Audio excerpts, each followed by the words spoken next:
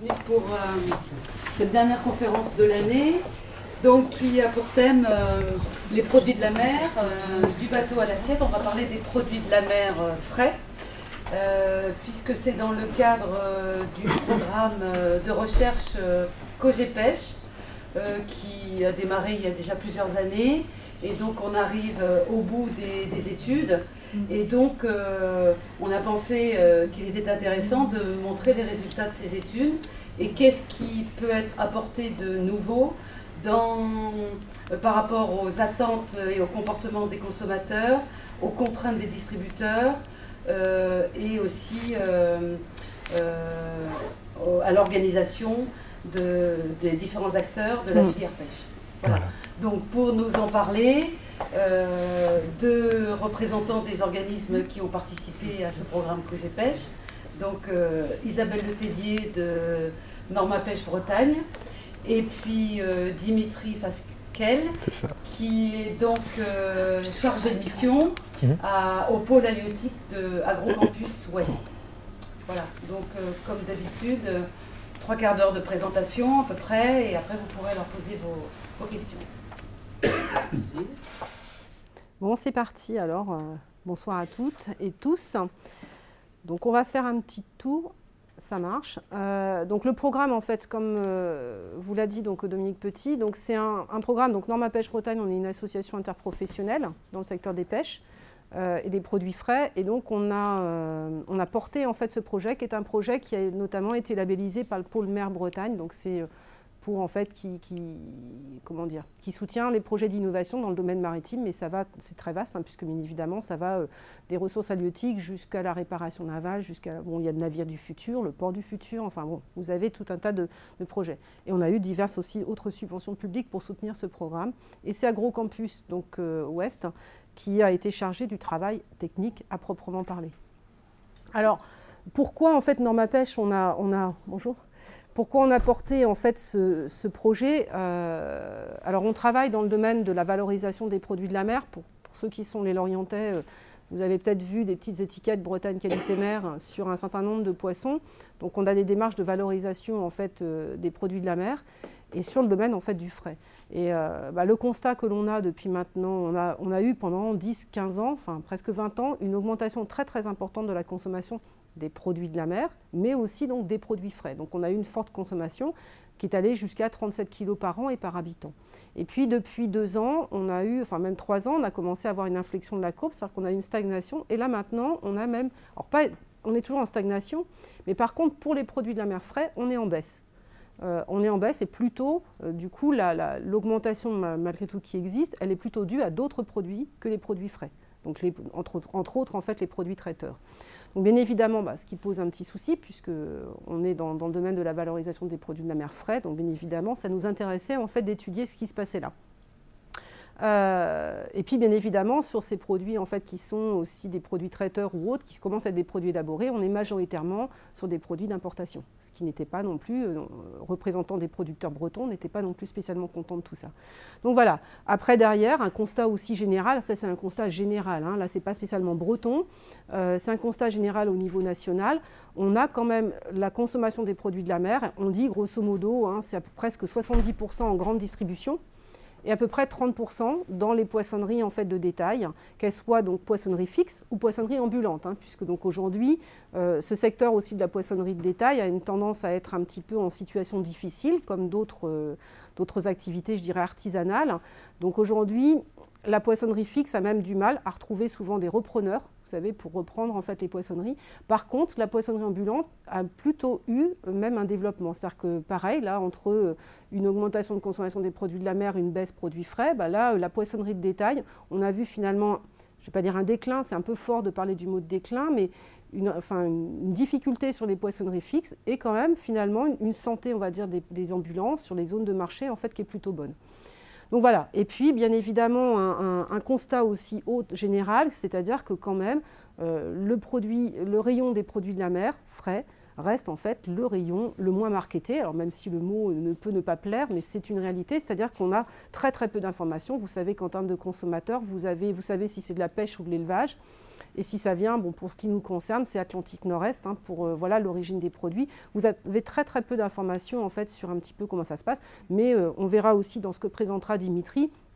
C'est-à-dire que le reproche que nous faisons un petit peu au secteur de la poissonnerie, et là je vais plutôt parler de celle de détail, c'est souvent de penser que les consommateurs sont captifs, de croire que parce qu'on est sur une région maritime, bord de mer, les consommateurs seront toujours là, que quelque part de façon sociétale, même si à des moments donnés on perd un peu les familles, parce qu'il y a les enfants et qu'on a peur des arêtes dans les poissons, on perd un peu les familles et on retrouve, excusez-moi, les jeunes retraités, ou quand on n'a plus d'enfants, on va retrouver en fait les consommateurs.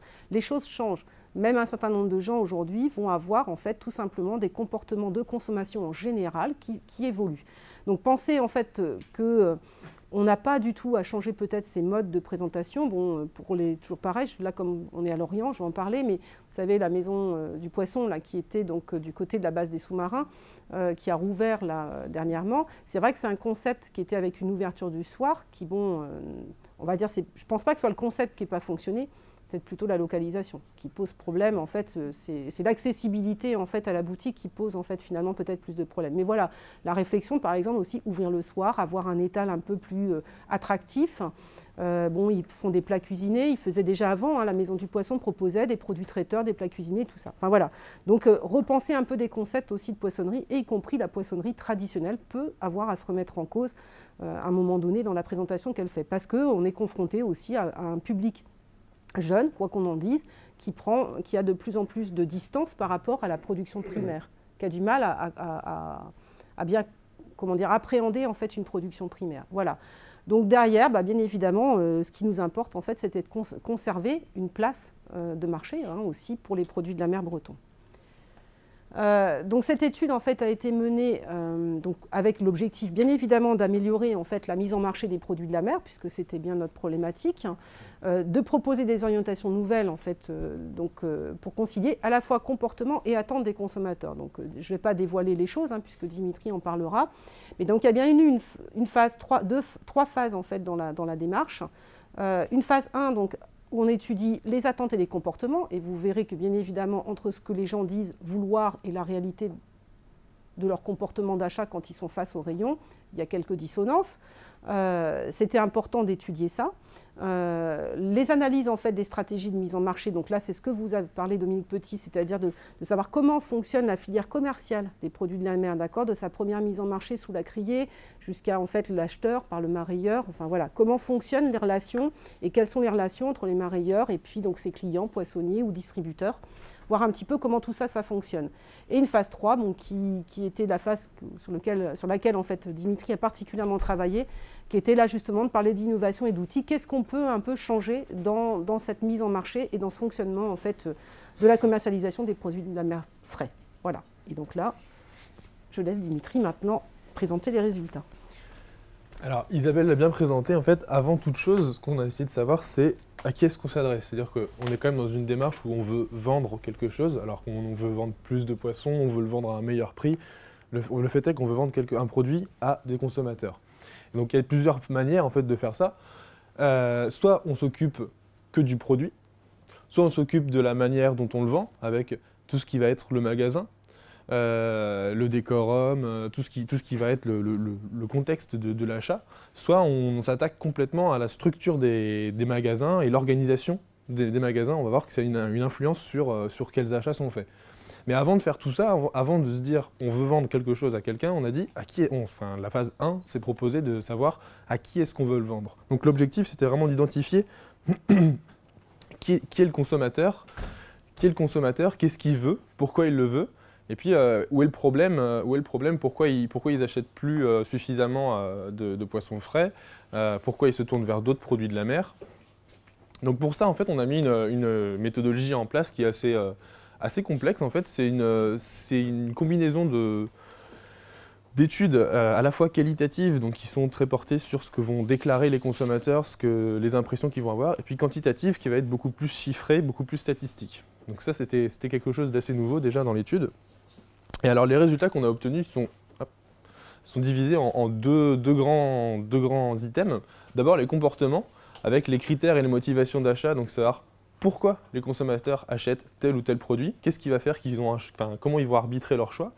Et puis ensuite, l'identification des instants de consommation, c'est-à-dire à quel moment est-ce qu'ils se disent « bon, je veux acheter tel produit de la mer ou tel autre ». Donc là, c'était un premier pan.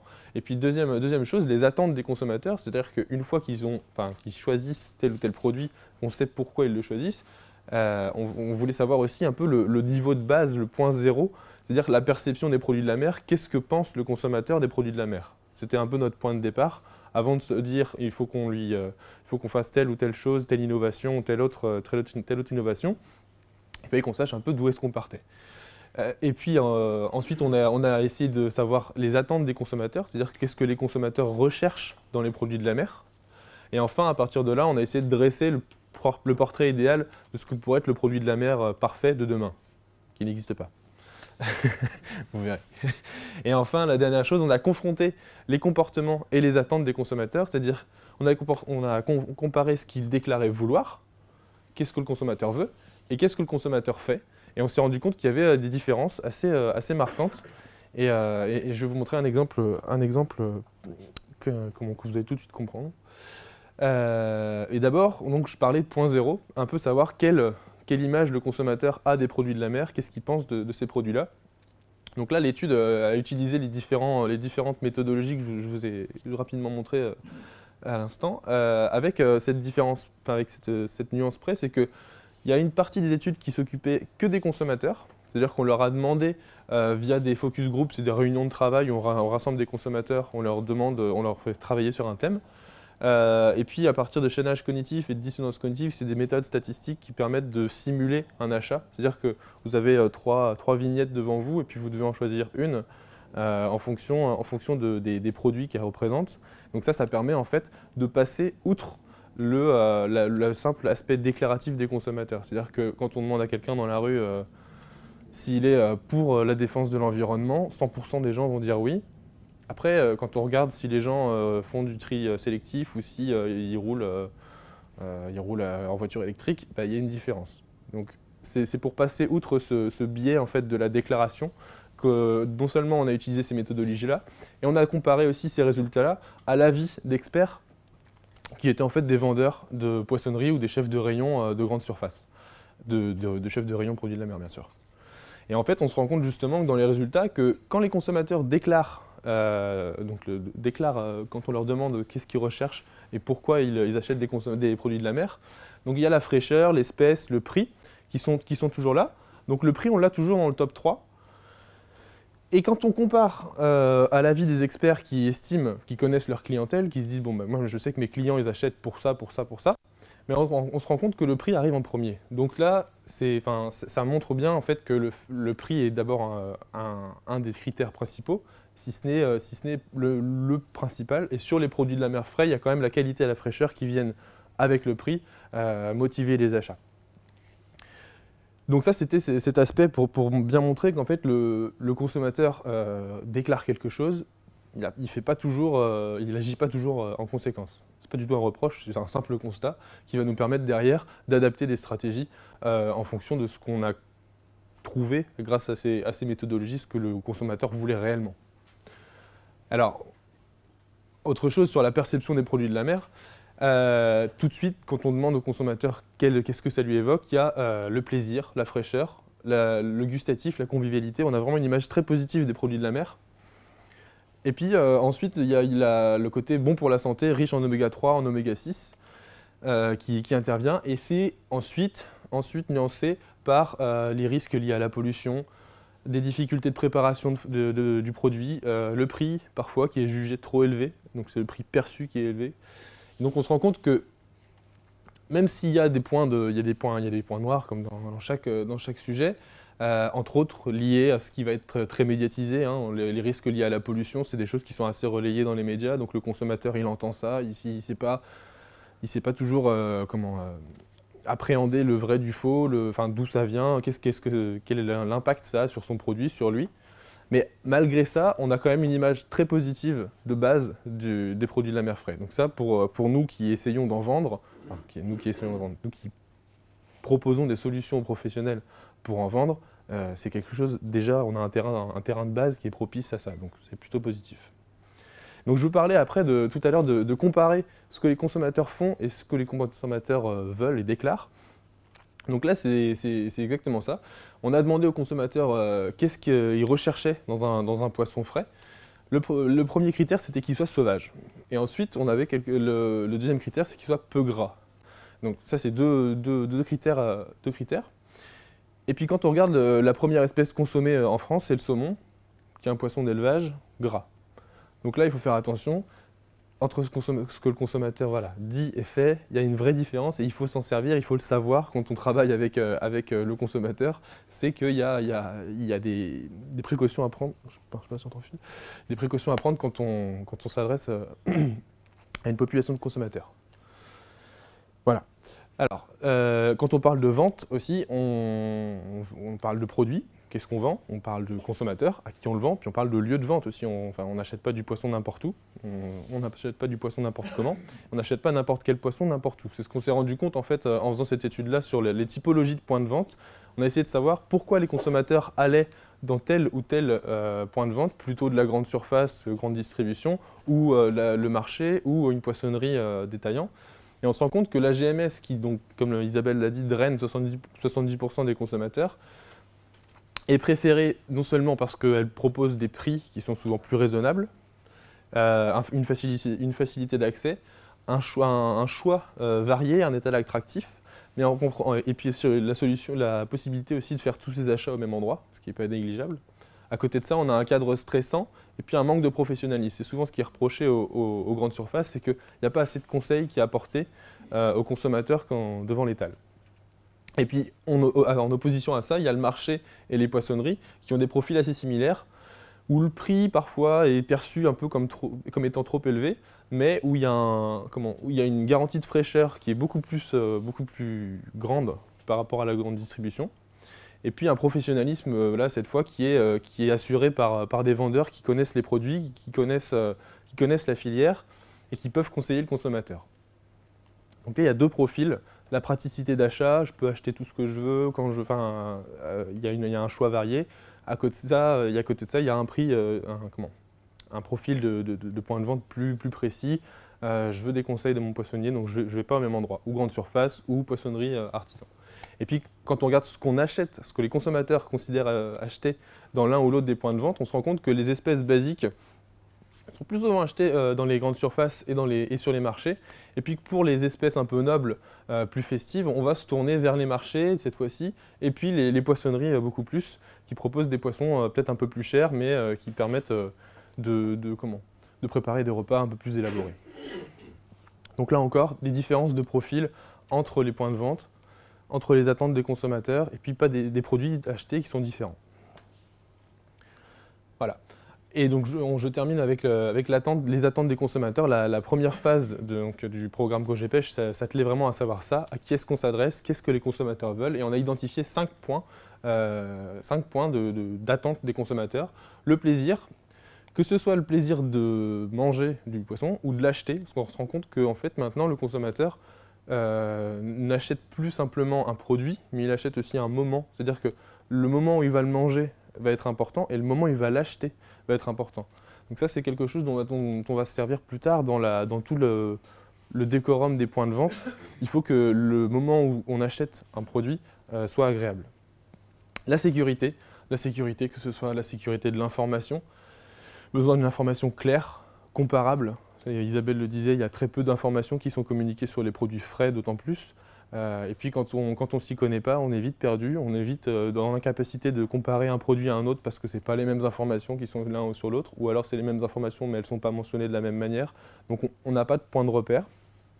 De l'éthique, on a un consommateur depuis plusieurs années qui s'intéresse beaucoup plus et de plus en plus à tout ce qui est protection de l'environnement. Il y a une vraie conscience écologique qui est en train de naître.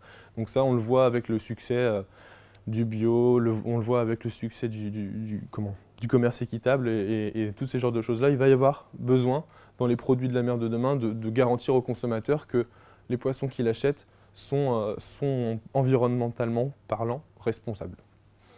La praticité, ça c'est un point capital avec le changement des habitudes de consommation, comme le disait Isabelle. Les produits frais perdent de la vitesse au profit souvent des produits traiteurs qui sont des produits qui sont beaucoup plus simples à utiliser qu'un produit frais. Vous achetez votre poisson entier, il faut, si vous ne l'avez pas fait faire, il faut l'écailler, il faut le peler, il faut le faire en filet ou pas. Vous achetez une rillette qui est déjà toute faite, vous avez à ouvrir le pot. C'est tout. Donc là, la praticité, les consommateurs recherchent de la facilité. On ne prend plus le temps de cuisiner, on ne prend plus le temps même de manger. Donc il faut des produits qui soient faciles d'accès. Et puis enfin, on le disait aussi dans l'image des produits frais, la santé, la nutrition. Le consommateur a fait depuis quelques années maintenant avec l'apparition du PNNS entre autres, le plan nutrition santé, ceux qui nous ont appris qu'il fallait manger 5 fruits et légumes par jour. Et donc là, c'est quelque chose, la santé et la nutrition, qui est de plus en plus importante. Et le lien entre l'alimentation et la santé, je mange bien, donc je vais être en bonne santé, est totalement fait dans l'esprit de tout le monde. Donc là encore, ça va devenir quelque chose qu'il va falloir non seulement garantir aux consommateurs, et puis pourquoi pas le valoriser ensuite pour en faire un argument de vente. Enfin, le poisson frais, c'est bon pour la santé, consommez-en. Voilà, donc je parlais, donc ça, la première phase, on a essayé de voir à qui est-ce qu'on s'adressait. Ensuite, je vous disais, il y a différentes manières de valoriser un produit. Je vous propose de commencer tout simplement par le produit en lui-même, puis on verra ensuite les autres manières. Sur les produits, voilà. Ça, c'est la dernière phase du projet qui est en train de se terminer. On a essayé de se dire, bon, on veut vendre des produits frais. Qui est-ce qui vend plus que nous? Qui est-ce qui vend plus de produits que les produits frais? C'est souvent les industriels, avec ce que je disais, les produits traiteurs. Donc on a essayé d'abord caractériser les tendances d'innovation produits. Donc on s'est intéressé, pour valoriser les produits frais, aux produits industrialisés, parce que les industriels, c'est quand même eux qui nourrissent une veille de connaissance du consommateur qui est permanente. Les industriels sont toujours en train de chercher à identifier que veulent les consommateurs, pourquoi, et ils essaient toujours de connaître plus précisément leurs cibles. Et puis on a essayé aussi, deuxième chose, de repenser la segmentation et la présentation de l'offre, c'est-à-dire on a essayé de repenser la manière dont sont séparés les différents types de produits au sein des magasins, et puis proposer une nouvelle organisation pour faciliter les achats des produits de la mer aux consommateurs, et puis dans la même idée, faciliter l'achat de produits de la mer frais. Voilà. Alors oui, sur les innovations, en fait, vous aurez, il y a des résultats qui sont montrés, il y a des graphiques, tout ça. Tout est disponible sur le site internet du pôle halieutique. Il y a quelques fiches qui sont présentes là si vous voulez les consulter. Ça, c'est une fiche type en fait issue d'un catalogue qu'on a fait, d'un catalogue de toutes les innovations, des innovations les plus pertinentes qu'on a pu trouver en 2012. Donc on s'est rendu dans les salons d'innovation à Paris, au Seafood de Bruxelles, qui sont des salons qui concentrent des industriels, des acteurs de la filière, des acheteurs, énormément d'acteurs. Et entre autres, il y a des innovations qui sont présentées. Et donc dans toutes ces innovations, on en a rassemblé plus de 200. Il y a un premier tri qui a été fait à partir de la pertinence des innovations, savoir si c'était applicable aux frais ou pas. Et puis ensuite, on a analysé une cinquantaine de produits, on a sorti un catalogue avec ces produits-là, qui s'organise, chaque fiche en fait, de produits s'organise comme ça, à savoir de quel produit on parle, avec son nom, sa gamme, est-ce qu'il a été décliné en différentes recettes, pour voir un peu les goûts qui sont préférés. L'entreprise, le pays. Le pays, c'est assez important parce qu'il faut replacer le produit dans son contexte. On ne mange pas le même poisson dans les pays baltes qu'en Bretagne, qu'en Méditerranée. Donc les produits vont être différents, les recettes vont être différentes, les consommateurs vont être différents. Donc c'était la première partie. Ensuite, la deuxième partie, voir la nouveauté, qu'est-ce qui change dans ce produit, qu'est-ce qui est nouveau, et le détacher du produit. C'est-à-dire qu'un produit, une innovation, un produit, c'est un objet qui porte une idée. Quand on parle d'innovation, il y a l'innovation en elle-même et il y a le produit qui est la traduction concrète de cette idée-là. Donc l'idée, c'était, étant donné qu'on veut appliquer des innovations aux produits frais, c'était tirer l'idée des produits industrialisés pour appliquer cette idée-là aux produits frais. D'où l'intérêt de détacher l'idée innovante du produit en lui-même. Et puis ensuite, là, les deux dernières parties, c'est des parties qui sont très marketing, à savoir comment justement ce produit traduit l'idée innovante qu'il y a derrière et auprès de quel consommateur, pourquoi, pour quels usages, pour quel moment de consommation, quand est-ce que le produit est fait pour être consommé, à qui est-ce qu'il s'adresse. Voilà. Et donc, une fois ces 50 produits analysés, il y a des tendances qui sont ressorties. Donc là, c'est un résumé de toutes les tendances. Et je vais les détailler avec à chaque fois des moyens qui sont utilisés par les industriels pour atteindre leurs objectifs. Alors, la première tendance qui est ressortie de cette analyse de produits, c'est le poisson, ce n'est pas que le vendredi. Alors, je l'ai appelé comme ça parce que ce sont des produits qui tendent à démocratiser la consommation du poisson. C'est-à-dire que les industriels se sont dit, pour faire consommer les produits aux consommateurs, on va les faire consommer plus souvent. C'est des produits qui tendent à démocratiser et à élargir la consommation du poisson en multipliant les instants de consommation.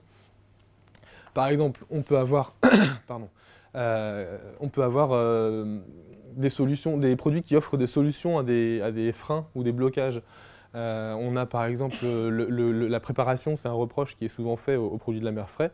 Les industriels vont utiliser des produits qui sont plus faciles à utiliser pour sauter par-dessus ce frein-là et garantir aux consommateurs une utilisation facile des produits. Donc ça rejoint l'ajout de praticité. Et puis par exemple, là j'ai tiré un produit exemple du catalogue qui traduit « Profiter de l'affect autour des produits de la mer ». En fait, ça c'est un produit, c'est une boîte de produits congelés avec à l'intérieur des filets. Alors justement, on est sur des produits industrialisés, donc on va retrouver du saumon, on va retrouver de la coquille Saint-Jacques, on va retrouver là c'est du homard, oui c'est du homard. Mais c'est des produits congelés, donc on a la possibilité de le conserver autant de temps qu'on veut. À côté de ça, c'est un produit qui est fait pour le barbecue. Donc là, les codes commencent quand même à être un peu cassés. Le barbecue, c'est quand même... Bon, je m'adresse à une population de l'Orientais, donc c'est peut-être pas le cas, mais moi, les barbecues, c'est plus de la viande. Là, on introduit du poisson dans le barbecue, donc déjà, ça change les codes, ça surprend. Et puis, on se retrouve avec un produit qui permet non seulement d'être conservé longtemps, vous le sortez, vous pouvez quasiment mettre les produits congelés sur le feu, ils vont décongeler au fur et à mesure. Et puis on a le côté affectif du barbecue, c'est tout de suite très convivial comme moment, mais on introduit des produits de la mer, on facilite leur consommation à travers ce moment plus privilégié. La deuxième tendance qui est ressortie, manger un acte social, c'était en réponse aux changements d'habitudes de consommation qui sont assez criants depuis ces 10 dernières années, c'est-à-dire que les Français, les gens n'importe où, ne prennent plus le temps non seulement de cuisiner, mais de manger. On mange en marchant, on mange en une demi-heure le midi au boulot. Le repas est devenu quelque chose de totalement différent de ce qu'il était il y a 20 ans où c'était un repas, c'était tout le monde assis autour de la même table qui mangeait la même chose. C'est plus le cas. C'est plus le cas, c'est de moins en moins le cas. Donc là, les industriels ont choisi justement de faire fonctionner la corde de la convivialité pour recréer un moment agréable autour d'un produit qui, en l'occurrence, est un produit de la mer. Et puis, on est aussi dans cette idée de créer des expériences de consommation. Je vous disais tout à l'heure, un produit qui est acheté, maintenant, il doit être agréable quand on l'achète, quand on le cuisine, quand on le mange. On parle d'expérience de consommation. On propose au consommateur quelque chose de nouveau qui est, au travers de l'achat d'un produit, une expérience agréable. Donc, soit on le fait à partir de l'usage du produit, avec des recettes qui vont inviter au partage, à l'apéritif, des produits qui vont être faits pour être partagés. On multiplie les recettes aussi, c'est quelque chose qui est assez fait sur des recettes basiques et puis qui sont déclinées en plein de recettes, comme ça les consommateurs peuvent essayer différentes recettes, échanger autour de leurs impressions. Il y a un échange qui se crée autour du produit. Et puis ça peut être dans l'image aussi des produits. L'image du produit, ça va être créer une dimension festive. Un produit banal, on va lui ajouter quelque chose et puis il va devenir beaucoup plus festif. Et donc là, le consommateur, il y a quelque chose, il y a l'affectif du consommateur qui entre en jeu. Et donc on a une image qui est complètement différente d'un produit connu. Sortir les produits de l'alimentaire, c'est quelque chose qui paraît assez étrange, mais en fait, on objet-ifie le produit alimentaire. Un exemple de ça, Ça va être... J'ai pas d'exemple là comme ça, mais... mais non, mais ça va être cette idée en fait de dire un produit n'est plus fait que pour être mangé, mais il va être aussi fait pour être offert. La pub Bioplay, par exemple. La pub Bioplay fait tout à fait ça. La pub Bioplay où il y a la personne qui débarque chez ses invités avec une douzaine ou 24 pots. Je ne sais pas si vous voyez de laquelle je parle. J'ai ramené des Bioplay pour le dessert. Ben, c'est ça. On n'est plus dans c'est des yaourts aux fruits. Non. Je vais chez des gens, je ramène.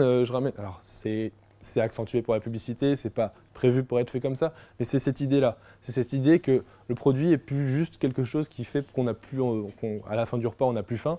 Mais non, on a passé un bon moment et puis ça aide beaucoup dans ce qu'on appelle la fidélisation du consommateur, c'est-à-dire que vous mangez un produit, vous passez un bon moment, dans votre esprit, les deux sont associés, il y a de fortes chances pour que vous rachetez le produit ensuite.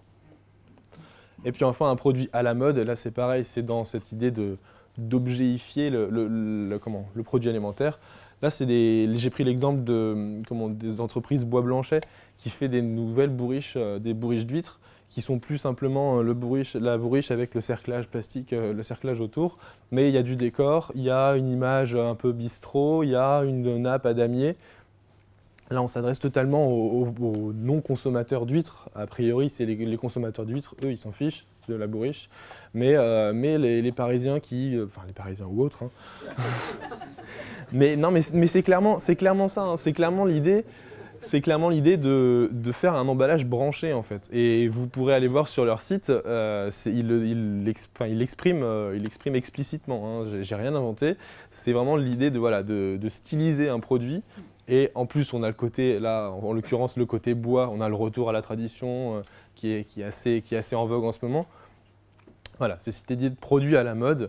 On change un emballage, on change une recette pour surfer sur un courant. La consommation des algues est en train d'exploser grâce au sushi. C'est un peu cette idée-là aussi, quoi. C'est de profiter d'un engouement qui n'est pas forcément alimentaire pour l'appliquer à l'alimentaire et surfer sur la vague.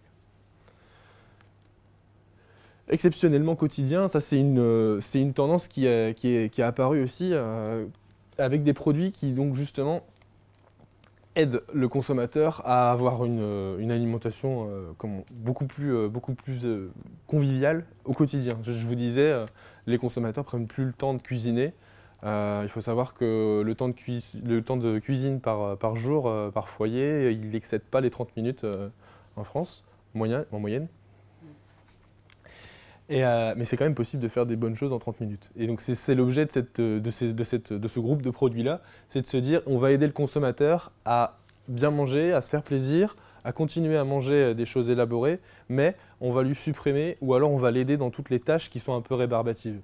Soit on l'aide, donc là c'est le concept de cuisine d'assemblage qui intervient, c'est-à-dire qu'on a des produits qui sont tous plus ou moins prêts à être cuisinés, et puis le consommateur, son rôle c'est de tout mettre ensemble, et de faire son plat, mais il n'aura pas eu, par exemple, là, le produit qui est présenté, c'est les D2 haddock. C'est des D2 haddock qui sont vendus en barquette. Le consommateur n'a pas à peler son filet, à le découper et à retirer les arêtes. Il a juste à ouvrir l'opercule et à mettre les dés dans sa salade, dans tout ce qu'il veut. Mais il assemble une suite de produits. C'est des produits qui viennent des ingrédients en fait, déjà prêts. Donc soit on l'aide dans la réalisation de sa recette, ce que je disais, on lui fait à sa place les tâches rébarbatives, soit on l'aide dans sa conception, c'est-à-dire avec par exemple des produits qui vont devenir des kits en fait. Là, au lieu de vendre quelque chose, un ingrédient, on va vendre tous les ingrédients ensemble, et puis ça va être par exemple, quand vous voyez, maintenant il y a de plus en plus ça, des barquettes avec une sauce. Vous avez votre filet, vous avez votre sauce, vous n'avez pas à vous poser la question comment je vais agrémenter mon filet. Le vendeur a déjà fait le travail pour vous et vous n'avez pas à chercher de recette. Donc là, c'est plus dans la conception de la recette que le consommateur est aidé, quoi. Hop. Et une dernière tendance, enfin une avant-dernière tendance, des process qui respectent le produit. Alors là, en fait, on s'est rendu compte que dans les produits qu'on avait analysés, il y en avait beaucoup qui étaient ou destinés complètement aux industriels, et là, il n'y avait pas lieu de faire de communication auprès du consommateur, ou alors il y a des innovations qui étaient très pertinentes, mais qui étaient de l'ordre de l'innovation industrielle. Donc ça reste dans la boîte noire qu'est l'usine. Puis le consommateur, il voit le résultat, mais il ne sait pas pourquoi, qu'est-ce qui a motivé cette innovation-là. Alors que bien souvent, il y a lieu de communiquer sur cette innovation-là parce que c'est un avantage pour le consommateur aussi, et accessoirement pour l'industriel. Donc là, il y a deux choses. On peut valoriser ça au travers des procédés qui améliorent la conservation, la transformation ou l'utilisation. Là, j'ai pris l'exemple le plus parlant. On améliore l'utilisation du produit. Donc le produit à l'intérieur reste le même, mais là, c'est des coquillages congelés. Donc à la place d'être dans un sac souple qui va prendre une place monstre dans le congélateur, puis qui, une fois qu'il va être ouvert, potentiellement va fuir ou va se renverser dans le congélateur. Là, ils ont fait un emballage carton autour du produit qui est lui-même, et les coquillages sont eux-mêmes mis sous vide. Ça permet d'éviter les fuites. Les coquillages sont sous vide. Une fois que c'est ouvert, de toute façon, ça ne peut pas être refermé. Et puis il y a une portion qui est faite pour que le produit ne soit pas à remettre au congélateur. Et puis la boîte carton, en fait, elle offre un confort de stockage. C'est-à-dire que cette boîte-là, à la place d'un sac souple, elle prend beaucoup moins de place. Elle peut être mise au frigo la veille, décongelée de la manière la plus idéale. C'est-à-dire que ça va passer la nuit au frigo, ça va se décongeler à température froide. Et puis le consommateur aura aucun résidu dans son réfrigérateur puisque ce sera sous vide et donc il n'y aura pas eu de fuite de quelconque jus de cuisson ou autre. Voilà, et enfin, ça c'est une tendance, toutes les tendances que je vous ai présentées là, elles n'ont pas été faites avant, c'est-à-dire que moi j'ai analysé les produits et puis j'ai essayé de faire des familles ensuite et assez naturellement ces produits-là se sont rassemblés.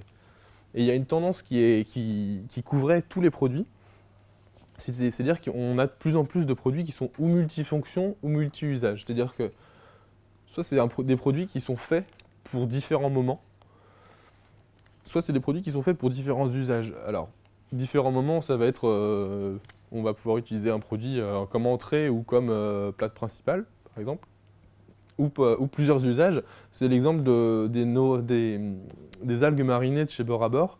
C'est-à-dire que eux, leurs recettes et leurs produits l'ont sorti comme étant une marinade d'algues, mais qui peut être utilisée comme condiment. C'est-à-dire que ça va être l'équivalent d'une moutarde avec une viande ou un poisson. Vous pouvez l'utiliser comme ça. Vous pouvez l'utiliser sur un toast à l'apéritif. Vous pouvez l'inclure dans, je sais pas, vous faites un cake au thon ou autre. Vous pouvez introduire. C'est des produits voilà, qui sont un peu couteau suisse, qui laissent au consommateur le choix d'utiliser le produit quand il veut. Donc ça, c'est un confort qui est assez considérable quand même. On achète le produit et on sait on peut en faire différentes choses en fonction de nos besoins. Donc ça le consommateur, il voit vraiment l'avantage qu'il y a.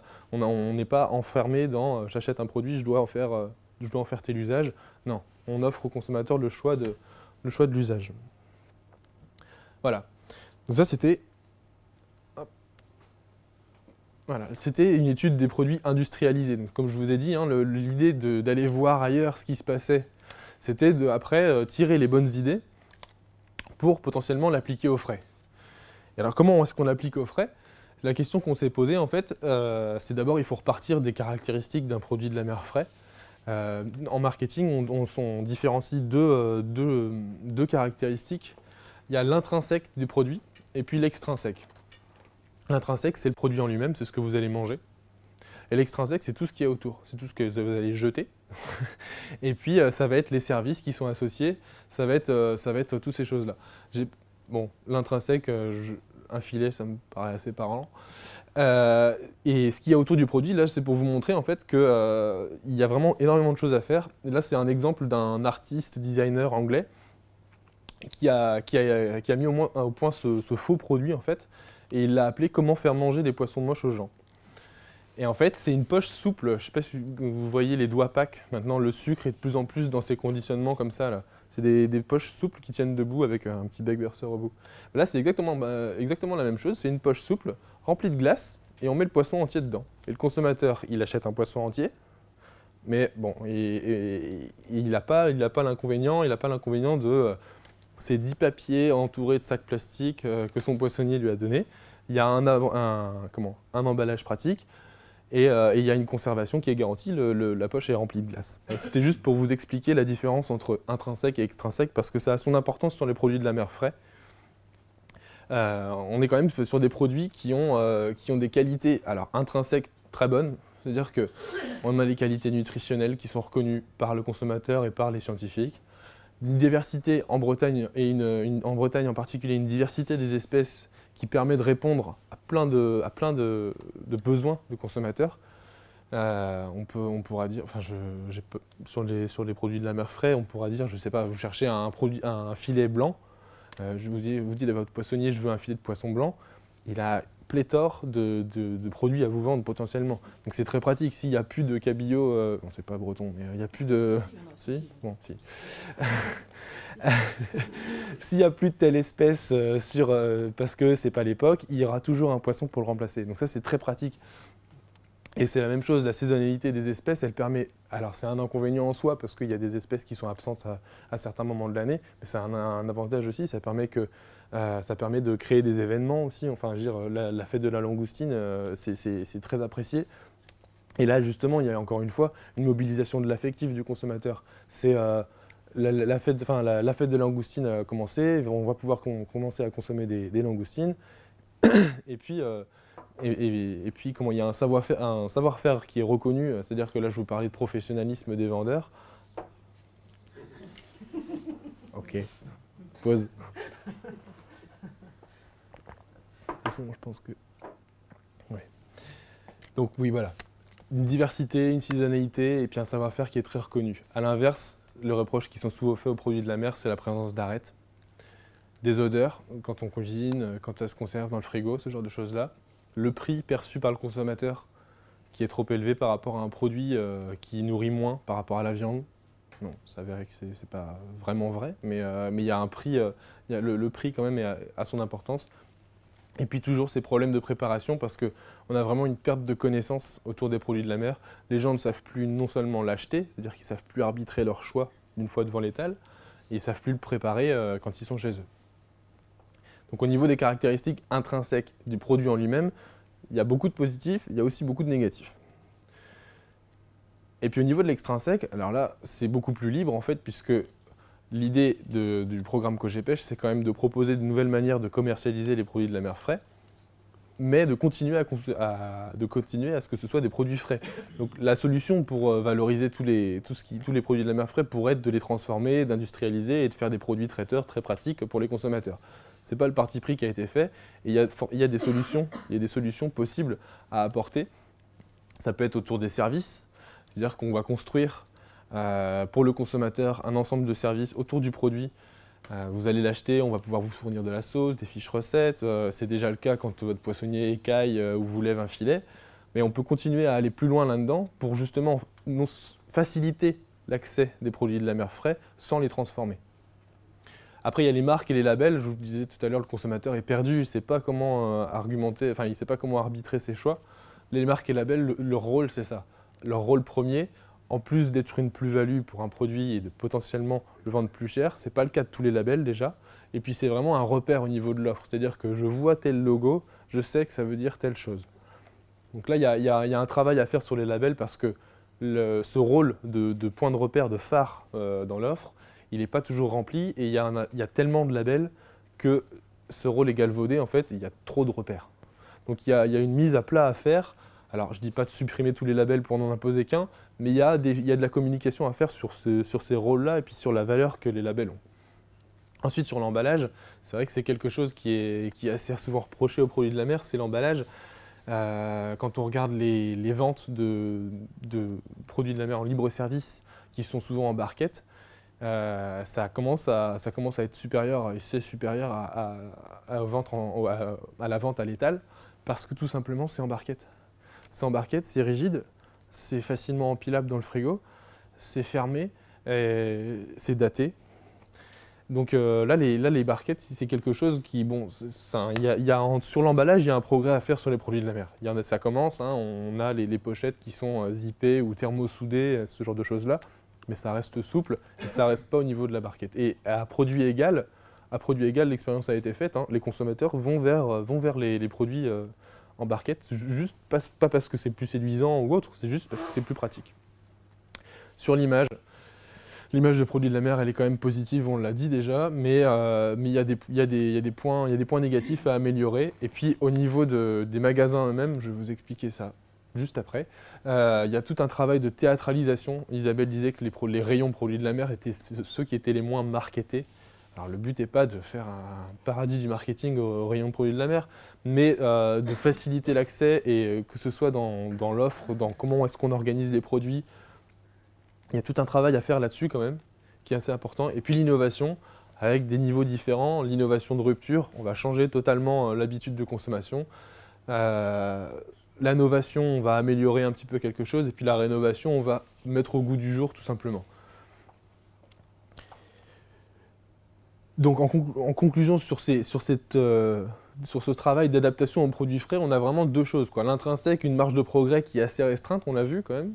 Mais à côté de ça, même s'il y a des choses positives, les choses négatives ne sont pas du tout à négliger parce qu'en fait, c'est des pistes totalement exploitables pour justement résoudre ces problèmes-là. Et l'innovation, ça pourra justement être d'apporter des solutions aux problèmes qu'on a identifiés. Donc les points négatifs pourront être tournés en points positifs. Et puis sur l'extrinsèque, il y a une marge de manœuvre qui est beaucoup plus grande. Il y a des domaines couverts qui sont beaucoup plus larges. Dès lors qu'on sort du produit en lui-même, on peut construire énormément de choses autour. Il y a des entreprises qui ont déjà fait énormément de choses. Il y a des entreprises très innovantes, entre autres sur les produits de la mer. Donc il faut s'inspirer de ces gens-là. Je ne dis pas de les copier, mais il y a des leçons d'expérience à tirer. Et puis voilà, s'inspirer d'autres filières parce qu'il y a des entreprises au sein des produits de la mer qui font du très bon boulot. Et puis il y a d'autres filières qui font ça.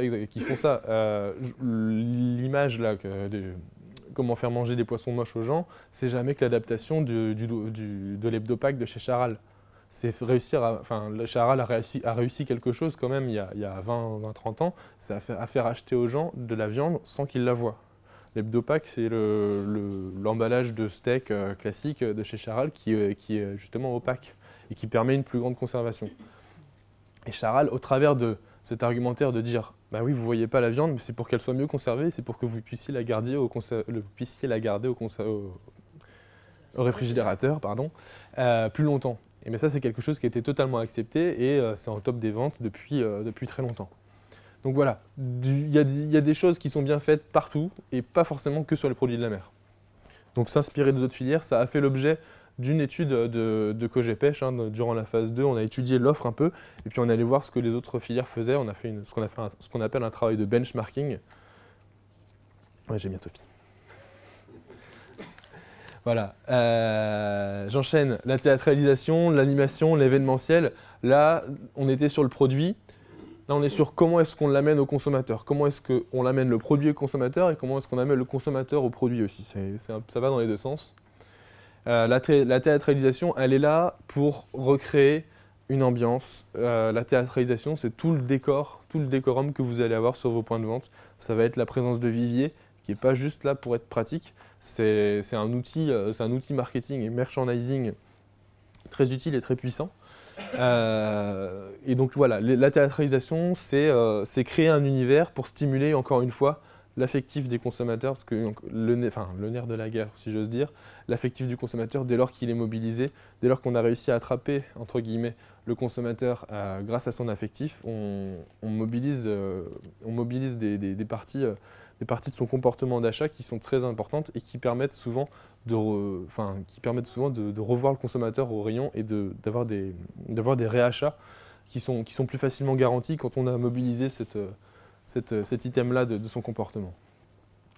Donc sur la théâtralisation, il y a un travail qui a été fait. On a entre autres déjà fait un état de l'art et on s'est rendu compte qu'il y avait des points négatifs. Il y avait aussi des bonnes pratiques qui étaient identifiées. Les différentes dispositions de poissons sur l'étal, les poissons, l'alternance de poissons en filet et de poissons entiers, les décorations, les requins par exemple, ou un gros poisson qui va être laissé entier volontairement pour créer quelque chose. On va savoir tout de suite que c'est l'étal des produits de la mer. Donc ça c'est une première chose. Et donc ça c'était l'étal en lui-même, c'est comment est-ce qu'on offre comment est-ce qu'on amène le produit au consommateur. Et puis comment est-ce qu'on amène le consommateur au produit? Il faut attirer son attention, il faut attirer l'œil. Donc là, c'est tout le reste. Ça va être toute la décoration, justement, je disais, qui va être créer un univers. Ça va être avoir un îlot en forme de barque au milieu du rayon. Ça va être tout simplement l'habit des vendeurs. L'habit des vendeurs qui vont être identifiés comme le poissonnier. Toutes des photos, des posters, tout ce genre de choses-là, qui vont servir vraiment à créer un univers. Et la personne aura beau être au milieu d'un centre commercial, elle sera quand même dans une poissonnerie. Et là, il y a le côté traditionnel qui intervient. C'est autre chose qui est très présent sur l'image des produits de la mer. C'est ce côté traditionnel, quand on pense aux produits de la mer, donc on pense au plaisir, on pense aussi aux vacances, il y a toute une ribambelle de clichés qui sont associés, qui sont très positifs en fait. Donc c'est se servir de ces clichés-là, de la marinière, du ciré jaune, de ce genre de choses-là. C'est tout simple, hein, mais c'est pas forcément suffisamment fait pour mobiliser voilà, ce côté affectif du consommateur. Et puis je termine avec la structure. Quelle heure il est là? C'est bon. C'est bon? Bon, très bien. Et donc la structuration et l'implantation des rayons, c'est-à-dire qu'avant même de les décorer, il faut les agencer. Et ça, c'est tout un travail, on n'y pense pas suffisamment, mais par exemple, il y a quelqu'un qui fait ça très très bien, c'est Ikea. Ikea, c'est un très bon exemple de ce que je vais vous montrer en beaucoup plus compliqué. Mais Ikea, ils font en sorte que le consommateur, quand il va acheter n'importe quel article, il passe quasiment devant tous les articles. Alors, c'est très énervant pour certains, c'est très efficace pour les vendeurs, parce que y a un passage obligé devant d'autres produits, et donc l'œil va être attiré, l'attention va être captée. Et même si la personne va être venue pour acheter un produit X, il y a des fortes chances pour qu'elle ressorte avec d'autres produits également. Donc c'est machiavélique, hein, mais c'est un très bon exemple. Ikea est un très bon exemple de la démarche qu'on a eue. Alors notre but, c'est pas de faire passer tout le monde devant toutes les rillettes, mais c'est de faire en sorte que l'offre soit organisée au sein des magasins et puis que les magasins eux-mêmes soient organisés d'une certaine manière pour favoriser l'achat de produits de la mer frais. Alors comment on a fait pour obtenir ça? On a organisé des ateliers. Et on a une démarche en fait qu'on appelle de reconceptualisation de l'offre. C'est un petit peu barbare comme terme, mais c'est ça. C'est passer d'un univers. Alors vous avez la différence, la offre actuelle, offre reconceptualisée, c'est-à-dire que l'idée va être de passer d'un univers éclaté à un univers conceptualisé. Pour faire simple, quand vous allez dans une grande surface, alors là, c'est plus parlant, c'est applicable pour la grande surface et pour les poissonneries de détail, mais c'est plus parlant pour la grande surface. Vous allez dans une grande surface, vous voulez acheter un filet, je vais reprendre du saumon fumé et une boîte de sardines. Mais vous êtes obligé d'aller dans 3 rayons différents. Vous êtes obligé d'aller à la conserve pour acheter vos sardines, au traiteur pour acheter votre saumon fumé et à l'étal de poisson pour acheter votre filet. C'est très contraignant pour le consommateur qui, s'il avait donc pas justement une offre éclatée, mais une offre beaucoup plus cohérente, beaucoup mieux organisée autour d'un thème central, il y a un travail justement de regroupement de l'offre qui doit être fait autour de concepts qui permettent au consommateur de comprendre tout de suite où sont chaque produit, plutôt que d'avoir à se promener partout dans le magasin pour chercher des produits qui, s'il ne trouve pas, ne va pas acheter. Ou s'il met trop de temps à les chercher, il ne va pas les acheter non plus. Deuxième chose, c'est passer d'une offre classique concentrée sur 3 espèces que sont cabillaud, saumon et crevettes, à quelque chose de beaucoup plus diversifié, de beaucoup plus visible et de beaucoup plus attrayant. Là, le but, c'est vraiment de mettre en valeur la diversité, et on est d'autant plus sur un programme qui apporte sur les produits de la mer frais bretons. C'est mettre en valeur cette diversité, cette saisonnalité aussi, et c'est faire en sorte que tous les produits soient au même niveau, et que même si le consommateur passe devant l'étal, regarde tous les produits, il n'a pas forcément envie d'acheter que du saumon ou que du cabillaud parce que c'est ce qu'il connaît. Donc c'est amener le consommateur et c'est organiser la manière de vendre les produits pour faire en sorte qu'ils mettent tous les produits sur un même pied, sur un même niveau, et qu'ils préfèrent acheter tel produit ou tel produit, enfin pour des raisons données et pas parce que c'est des produits qu'il connaît ou pas. Et ça nous amène à au comportement d'achat opportuniste, qui est en fait le comportement d'achat des consommateurs quand ils arrivent au rayon de la mer, c'est-à-dire qu'ils regardent quelles sont les promotions, quelle espèce est moins chère que d'autres, quelle espèce est mise en avant dans le rayon à telle époque de l'année. C'est pas du tout c'est tout à fait louable de vouloir payer moins cher, mais un comportement d'achat, c'est par exemple quand le consommateur rentre au rayon produits carnés, donc quand il veut acheter de la viande, il va savoir alterner entre le poulet, le porc, le bœuf, toutes les viandes et puis toutes les tailles de découpe, chose qu'il ne sait pas du tout faire avec les produits de la mer. Donc l'idée c'est ça, c'est de structurer le comportement d'achat pour que les consommateurs retrouvent cette connaissance et qu'ils sachent eux-mêmes arbitrer leurs achats.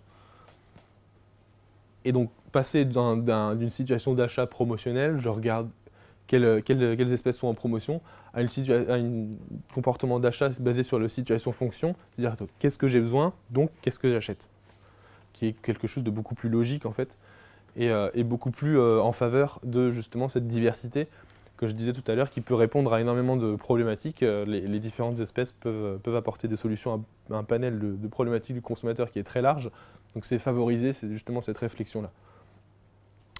Et donc concrètement, alors, je ne vais pas vous montrer les plans d'implantation qu'on a mis au point, non seulement parce qu'ils sont pas terminés, enfin ils sont terminés, ils ont été mis au point avec des professionnels de la filière, on a organisé un cycle d'ateliers où il y avait des marailleurs, des distributeurs, des poissonniers, des industriels aussi, qui étaient là et qu'on a fait travailler autour de ces problématiques d'implantation de l'offre, d'innovation entre autres, pour pouvoir profiter de leur expertise. Les marailleurs n'ont pas les mêmes contraintes que le chef de rayon de la grande distribution. Pourtant, leur travail est en lien, puisqu'ils travaillent l'un avec l'autre. Donc, ils ont des contraintes différentes et on a voulu profiter de toutes ces différentes contraintes-là et toutes les expertises diverses qui vont avec pour imaginer des concepts de rayon.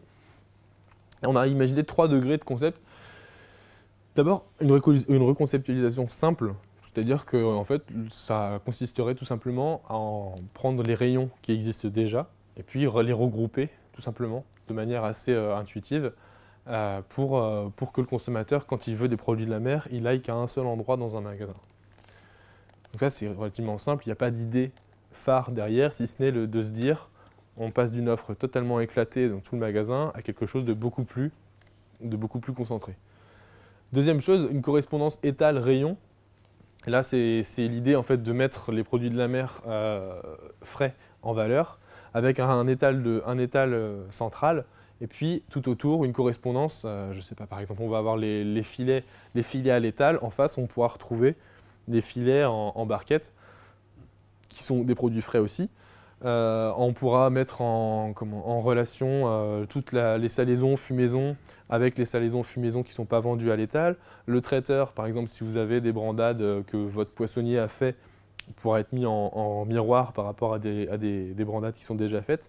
Et l'idée, en fait, c'est de créer une complémentarité entre ces produits-là. C'est d'arrêter de dire les produits frais sont moins achetés que les produits traiteurs, mais c'est de se dire les produits frais et les produits traiteurs ne répondent pas aux mêmes problématiques. Donc, c'est des solutions qui sont complémentaires pour le consommateur. Donc, essayer de supprimer cette concurrence, cette cannibalisation, comme on l'appelle, entre les produits, pour créer une vraie complémentarité. Et puis enfin, le dernier, donc là c'était un degré un peu plus supérieur, quand même, il y a une idée derrière ce rayon-là. Et puis le dernier, c'est un univers que moi j'ai appelé source de protéines. Je me suis dit quand même que le poisson, c'était jamais que de la viande dans la mer. Donc là où le consommateur... C'est vrai. Oui, c'est vrai. La question, c'est qu'est-ce que je mets avec mes légumes. Donc l'idée, c'est de faire un rayon source de protéines avec en parallèle les produits de la mer et puis les produits carnés pour inciter non seulement le consommateur à appliquer les mêmes règles d'achat qu'il a sur les produits carnés, c'est-à-dire l'alternance entre les différents types de découpe, de viande qu'il maîtrise, pour l'appliquer aux produits de la mer et lui faire se rendre compte que c'est possible aussi sur les produits de la mer et qu'il y a une offre qui est suffisante pour alterner les différents produits qu'on va consommer. Voilà. J'ai presque terminé.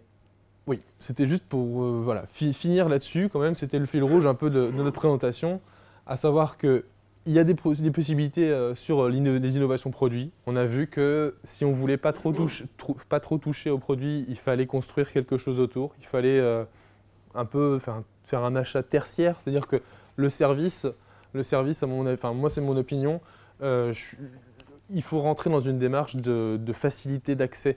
Il ne faut pas transformer les produits, il faut inviter les consommateurs et les aider à mieux les appréhender et à retrouver la culture qu'ils avaient avant de perdre ce contact avec la production, de perdre cette connaissance de la filière qui est valable pour le monde agricole, qui est valable pour le monde des produits de la mer, qui est valable pour tout, hein. Mais aider le consommateur à revenir vers ces produits-là, surtout que c'est quelque chose qui demande la naturalité. Les années 80, c'était la mode du light, et bien les années 2010, c'est la naturalité. On veut retourner vers des produits moins transformés, tout ça. Donc, le consommateur veut ça, donc autant l'aider au travers des produits à retourner vers un achat plus simple, un achat de produits plus simple, et un achat de produits de la mer frais en particulier. Et puis c'est à travers le produit, comment on le vend et où on le vend. C'est vraiment l'idée, voilà, de dire il n'y a pas suffisamment de travail qui est fait pour faciliter cet accès. Donc il faut réfléchir pour découper l'offre, découper les produits qui sont disponibles pour faire en sorte que chaque produit devienne une solution au problème du consommateur. Je ne dis pas que le consommateur sait qu'il a des problèmes en particulier, mais il y a au niveau marketing ce qu'on appelle les unités de besoin, par exemple. Pour chaque unité de besoin, une unité de besoin, c'est ce que ça veut dire, tout simplement. C'est le consommateur a un besoin pour un moment donné, pour un nombre de personnes donné, pour un plat donné, pour n'importe quel moment de consommation. Il faut qu'il puisse, dans les produits de la mer, trouver une solution. Voilà. Et le produit idéal n'existe pas. C'était le truc que je voulais préciser. Il n'y a pas de produit qui réponde à toutes les attentes qu'on a identifiées. Il n'y a pas de produit qui répond à la fois au plaisir, à l'éthique, à la praticité, à la santé nutrition. Ça paraît impossible. Par contre, on a la chance d'avoir une gamme de produits qui est suffisante pour pouvoir répondre à plusieurs items à la fois et alterner tous ces produits-là pour réussir à combler toutes ces attentes pour tous les moments de consommation qu'on va rencontrer. Voilà.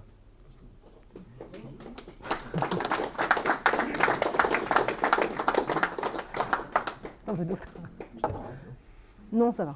Non, c'est bien. Alors peut-être que je vais peut-être juste rajouter une chose un peu, parce que bon, on est un territoire en fait l'orientais, et pour ramener en conclusion aussi ce que nous on attendait, c'est que je reviens sur mes poissonneries, et peut-être plus justement sur mes poissonneries de détail.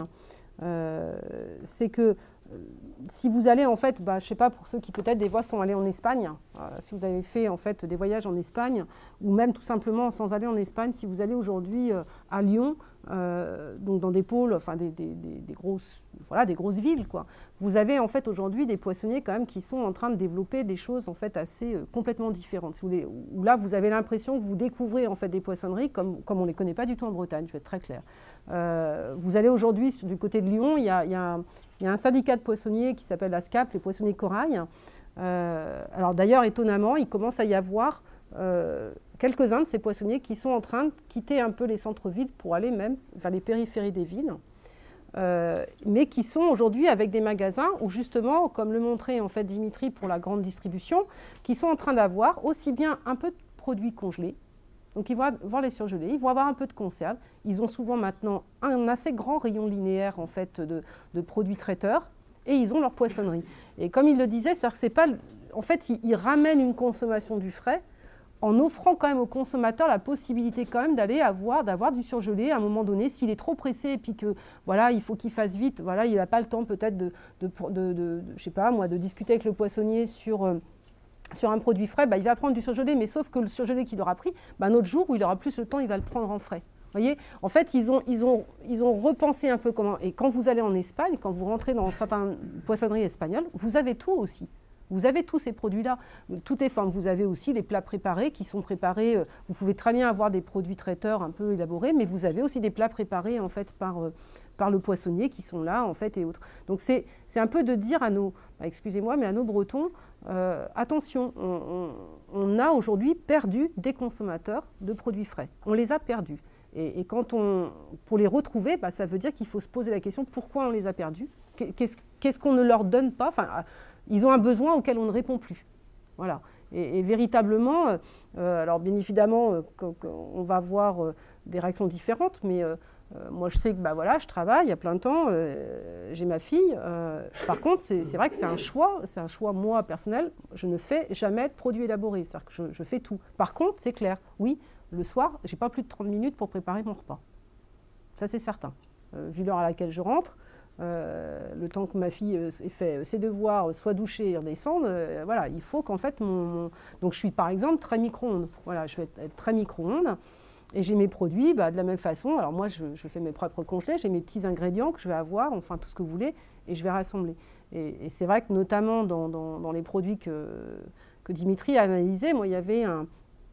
je sais bien que c'est mon préféré celui-là. Si vous voulez, c'est la papillote tout de suite. C'est-à-dire qu'en fait, au lieu d'avoir, comme on disait, vos sacs en fait, qu'on vous donne à la poissonnerie dans lequel on a mis tous vos produits, au lieu qu'on vous mette même le produit sous vide maintenant, enfin c'est pas sous vide, mais comme dans les boucheries, là, on vous ferme en fait avec un thermo, vous voyez, c'est thermocollé parce que c'est vrai que ça fuit pas. Et bien là, en fait, c'est pareil, c'est une innovation, enfin c'est un produit qui vient d'Angleterre. Finalement, l'emballage qu'on vous propose, c'est la papillote. D'accord ? Vous avez fait tronçonner, ça peut être des darnes, ça peut être des filets, vous avez votre produit, et en fait, on vous propose, comme à la boulangerie, on vous dit est-ce que vous voulez que le pain soit tranché ou pas tranché ? Donc vous payez ce service de tranchage en fait, du pain, là on va peut-être payer un service d'avoir en fait sa papillote, mais du coup, votre poisson, il est directement dans sa papillote, vous rentrez à la maison, éventuellement vous y mettez 2 tranches de citron, un peu d'huile d'olive, je sais pas, des herbes du jardin, ou peu importe, ou des herbes de Ducros, peu importe, hop, vous fermez votre papillote, et ça va aussi bien dans le four traditionnel que dans le four micro-ondes. L'emballage de vente devient en fait, si vous voulez, voilà. Et je vous donne juste cet exemple-là parce que pour X raisons, les gamins sont comme ça. Je veux dire, ils ont des phases en fait. À des moments donnés, ils acceptent un produit, ils l'acceptent plus, puis ils vont le réaccepter. Moi, la mienne, je peux vous dire, elle a pourtant mangé plein de poissons. Il y a un moment donné, elle m'a fait de la réticence totale en fait au poisson. Aujourd'hui, je lui refais manger du poisson avec quoi ? La papillote. Alors là, la papillote, c'est pour elle, c'est la révélation. Elle veut bientôt que du poisson en papillote. Bon. C'est le truc bête, mais voilà, ça montre en fait à un moment donné des choses. Pour la faire manger du poisson, c'est vrai que c'est la papillote. Voilà. Enfin, c'était juste pour vous dire que un peu nous, notre attente aussi. Alors c'est vrai pour la grande distribution, je ne cache pas que nous aussi on a besoin, parce qu'on a des produits qui partent en grande distribution, que les choses changent là. Mais on a aussi surtout besoin quand même que notre poissonnerie de détail en fait ne périclite pas trop. Je parlais d'affectif, là il y a un exemple qui vient de se passer. Isabelle a sorti un exemple d'une 50aine de produits du catalogue d'innovation. Elle a retenu que celui qui concernait sa fille. Là, on a mobilisé l'affect du consommateur et elle se souvient du produit. Voilà, j'étais sensibilisée. Et c'est ça. C'est tout. C'était un très bon exemple, merci. Je t'en prie. Voilà, la parole est à vous. Oui, j'aurais une question parce que vous dites que le consommateur et les professionnels reconnaissent que le prix est un obstacle à l'achat des produits. Et effectivement, j'ai eu l'occasion de visiter certaines criées.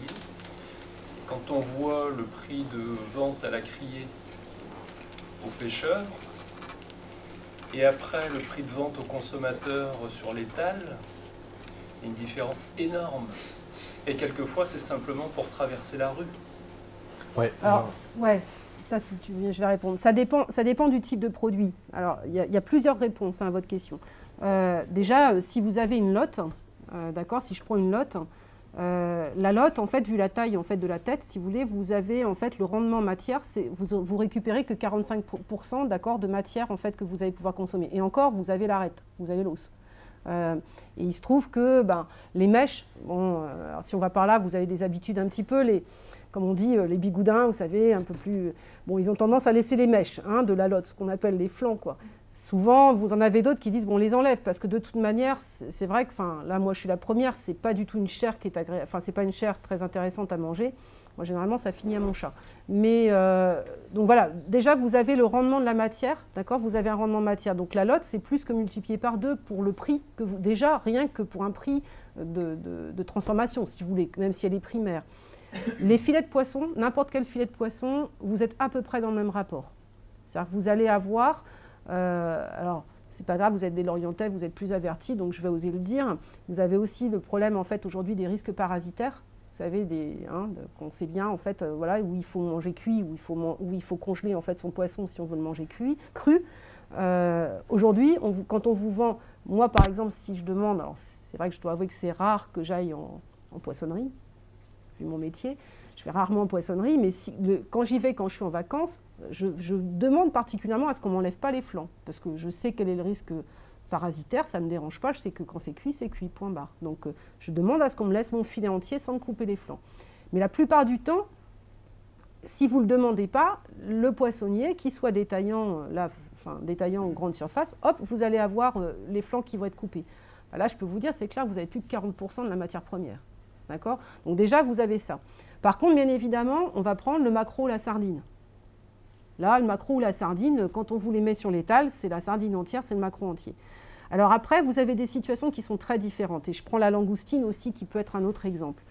Là, on va avoir des stratégies, malheureusement, qui sont différentes en termes d'approvisionnement et de situation des magasins. Un grand distributeur, je vais prendre la langoustine parce que c'est le cas d'espèce. Un grand distributeur aujourd'hui, et vous le voyez dans notre territoire, que ce soit en Finistère comme chez nous ici, mais beaucoup en Finistère, vous allez voir des grandes surfaces qui vont vous dire langoustine directe en fait le soir, puisque vous avez une vente du soir, vous avez langoustine directe, loctudile, guilvinec, sanguinolé, hop, et puis en fait ils vous le font à prix coûtant. Pourquoi ils vous font ça ? Ils vous le font à prix coûtant. Ils achètent un volume, ils savent qu'ils ont une population quand même. Dans une grande surface, vous n'attirez pas tout à fait la même population, vous faites toutes vos courses, donc vous avez beaucoup de monde. Donc comme disait Dimitri, vous jouez sur la promotion. Donc ils vont attirer en fait du monde qui va venir acheter en fait le kilo de langoustine qui va être vendu à 10 €, même voire moins de 10 €. Quand c'est au mois de juin, vous avez des kilos de langoustine en grande surface qui sont à 8-9 €. Vous venez acheter en fait votre kilo et puis du coup souvent qu'est-ce qui se passe? Vous allez acheter un petit truc à côté. Vous allez éventuellement acheter un petit peu de choses en fait autres en fait à côté. Donc ils vont jouer sur la promotion. Et puis à côté de ça, si vous voulez, j'ai envie de dire votre poissonnier détaillant, lui, il faut aussi quand même qu'il ait une gamme de produits. Pour ceux qui vont fréquenter les halles, vous voyez un peu les étals en fait de certains et puis on va dire des premiers d'entre eux. Vous avez quand même toute une gamme en fait de produits. Et puis entre la queue de lotte qui va coûter cher déjà, parce que la lotte, elle coûte cher à l'achat. La lotte va coûter cher quand même à l'achat. Vous n'en avez que 40% de matière. Si vous faites des filets de lotte, vous n'êtes plus qu'à 30% de matière. Vous n'allez pas pouvoir mettre un prix. Il y a un moment donné, il y a un prix barrage. Les gens le savent bien. Le vendeur, il sait qu'il y a un prix barrage. Il y a un prix auquel, à un moment donné, il se dit là, je ne vais plus le vendre. Si on n'est pas à Pâques ou si on n'est pas aux fêtes de Noël, je n'arriverai pas à vendre mon filet de lotte en fait, à ce prix-là, à un prix trop fort. Qu'est-ce qu'il va faire? Il va dire, sur la lotte, je dis n'importe quoi, ça ne veut pas dire que c'est réel, mes chiffres, je vais prendre que 10% de marge. C'est-à-dire 10%, parce qu'il faut quand même que je paye ma structure, mes employés et mes charges. D'accord, je vais prendre que 10%. Puis sur la sardine, là, je vais prendre 20% parce que finalement, c'est un produit pas cher. Je l'ai acheté pas cher, là, je vais pouvoir prendre 20%. Et ma moyenne, pour équilibrer mon chiffre, je dois avoir 15% de marge. Vous voyez, je vous caricature un petit peu le trait, mais c'est qu'à des moments donnés, oui, vous avez une espèce qui peut paraître pas chère, mais pour un équilibre de l'ensemble en fait, du poissonnier, c'est pas qu'il est en train de vous tromper, c'est pas qu'il est en train de vous voler. Mais c'est que d'un côté, pour pouvoir vendre de la lotte sans avoir des prix complètement exorbitants, il va marger un peu mieux sur la sardine, par exemple. Voilà. Il va faire un équilibre de son chiffre, lui, sur ces deux produits. Donc voilà, faut faire attention un peu à ça, parce que c'est pas si... Enfin voilà, on n'est pas non plus... Enfin voilà, c'est pas de la tomate ou... Moi, je ne vous demandais pas de vous justifier. Ah non, mais je ne vais pas me justifier, parce qu'en plus, je suis pas poissonnière. Il y a un constat qui est identique chez le consommateur et chez les professionnels, c'est ce que vous nous avez dit. C'est l'importance du prix. Ouais. Voilà, donc comment est-ce que les professionnels répondent à ce souci de prix? Ils ont toute la gamme des produits. Et aujourd'hui, si vous prenez... Donc en fait, ce que vous me dites, c'est qu'à aucun moment, ils ne vont travailler sur le prix, sur le prix de vente. Ils ne peuvent pas vraiment travailler complètement sur le prix de vente. Si vous voulez, aujourd'hui, la vente en criée, c'est une vente aux enchères. Oui. Donc il y a un côté aléatoire. Je vous cite l'exemple, le dernier que j'ai vu, par exemple, c'était 15 € le kilo de crevettes du bouquet. Et de l'autre côté de la rue, il était à 58 € sur l'étal du poissonnier. 15 €, vous l'avez où ça? Sucrier? C'était à Oléron cet été. Alors attendez, je ne comprends pas. Redites-moi votre Non, mais exemple. oui, il y avait une différence flagrante entre le prix de Mais vente au prix un même jour, en fait, vous voulez dire. Vous étiez à la vente, en fait, à Oléron, c'est ça? Voilà. Ça a été acheté 15 € et c'était... L'autre côté de la rue, Ah ouais, mais alors, à la bon. poissonnerie, c'était à 58. Je vais être honnête, c'est Oléron. Ah si, c'est possible, si, bah, je suis désolée. Mais alors après, là, vous avez les faits, qui sont très clairs. Bon, je sais pas à quelle période vous y êtes allé, mais il y a les faits station balnéaire, hein. Je vais être très claire. Hein. Là, quand vous allez à Quiberon en plein été, je peux vous dire que là, les poissonneries qui sont à Quiberon en plein été, alors après, bon, bah, c'est un comment dire, c'est le jeu du commerce. Hein. Je veux dire, ils savent qu'ils vont marger un max en fait pendant l'été quand il y a les touristes. Lui, le pauvre pêcheur, lui, il n'a pas le droit de se défendre tellement. Hein. Voilà, on lui dit, ce sera ça, autrement, ton produit, on ne va pas le prendre. Enfin bon, je pousse un petit peu le trait. Oui, non, parce que c'est une vente aux enchères, donc c'est pas dans De dans l'autre le côté, même il y a le sens. consommateur. S'il a envie du produit, c'est comme ça, c'est pas autrement. Et entre les deux, on ne sait pas ce qui se passe. Il y a une rue à traverser. Et là, mystère. Ouais. Et c'est pour ça que quand vous dites les professionnels reconnaissent qu'il y a le prix est un obstacle, Oui, mais alors Alors, qu'est-ce je me suis qui peut-être mal dans toute exprimé. la chaîne est en capacité de dire moi je vais réduire mes marges, quoi. Je me suis peut-être mal exprimé. Quand j'ai parlé de prix comme étant un obstacle, c'est-à-dire qu'on parle de prix perçu. C'est-à-dire que le consommateur, il voit un prix et puis il le reçoit plus ou moins bien. Et en fait, le reproche qui est fait aux poissons, souvent, c'est que par rapport à la viande, bien souvent en plus, c'est un produit qui nourrit moins, dans l'esprit. Et le prix, le consommateur trouve que ça nourrit moins et c'est plus cher. C'est là que c'est un obstacle en fait. Et il y a des études en fait, ça s'explique par deux choses. C'est parce que les produits de la mer, il y a une saisonnalité. C'est clair qu'il y a du bar, il n'y en a pas toute l'année, des crevettes, il n'y en a pas toute l'année, enfin je pense n'importe quelle espèce. Voilà. Donc en fonction des saisons et des périodes de production, il y a des grandes variations de prix. Et en fait, c'est là aussi que le bas blesse, c'est que le consommateur, un jour, il va voir un bar qui est hors saison, donc qui est non seulement pas bon, mais en plus extrêmement cher. Il va retenir ce prix-là.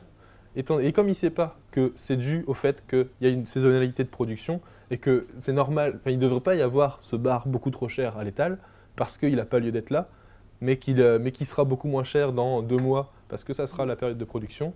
Et il va garder que cette mauvaise expérience en tête d'un produit beaucoup trop cher, alors que s'il attendait et qu'il consommait les produits au moment où ils doivent être consommés, il profiterait non seulement de qualité organoleptique bien meilleure, et en plus de prix qui sont beaucoup plus réalistes.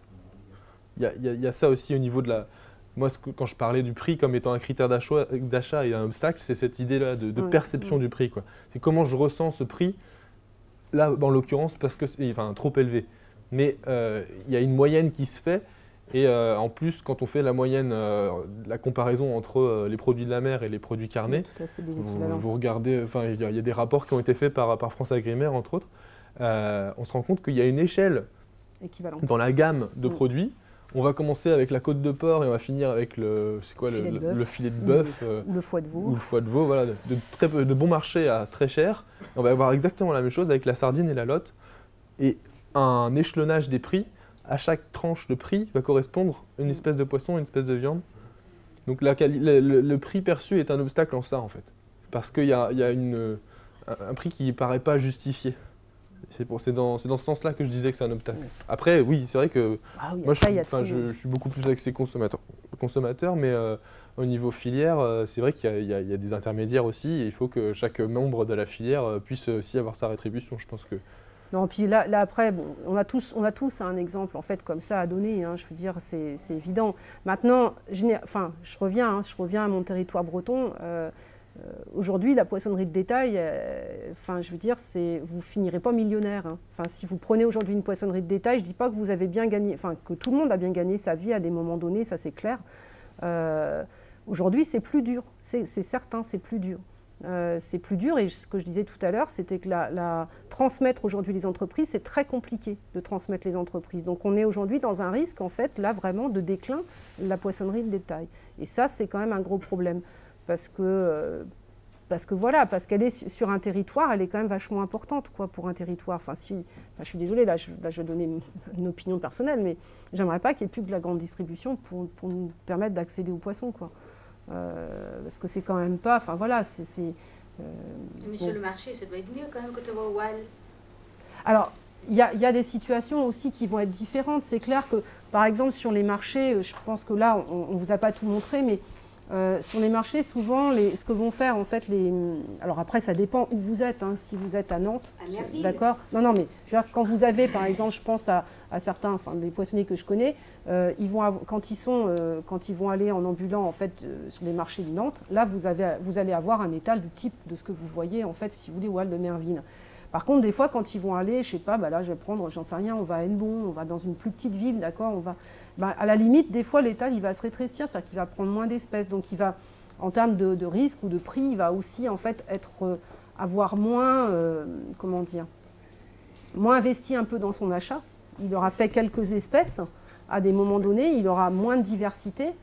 Voilà, parce que ça correspond à une clientèle différente qu'il aura ciblée. Vous voyez ce que je veux dire? C'est-à-dire que chacun va un peu adapter son étal. Vous n'êtes pas, donc l'ambulant, la chance peut-être qu'il a peut-être par rapport à une poissonnerie, parce que même s'il est, c'est fixe hein, quand même, c'est qu'à un moment donné, eux, ben voilà, vous êtes en centre-ville, vous avez toute une gamme de populations, en fait, si vous voulez, diverses et variées, avec un porte-monnaie plus ou moins extensible. Et voilà, et il lui faut avoir tous les jours, en fait, quand même le produit pour répondre à cette gamme de clientèle.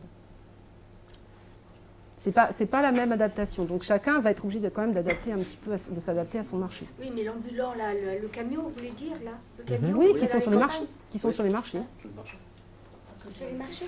Sur les marchés. Oui. Sur le marché, il y a un ambulant. Il ne bouge pas, là. Il a une poissonnerie à Lorient.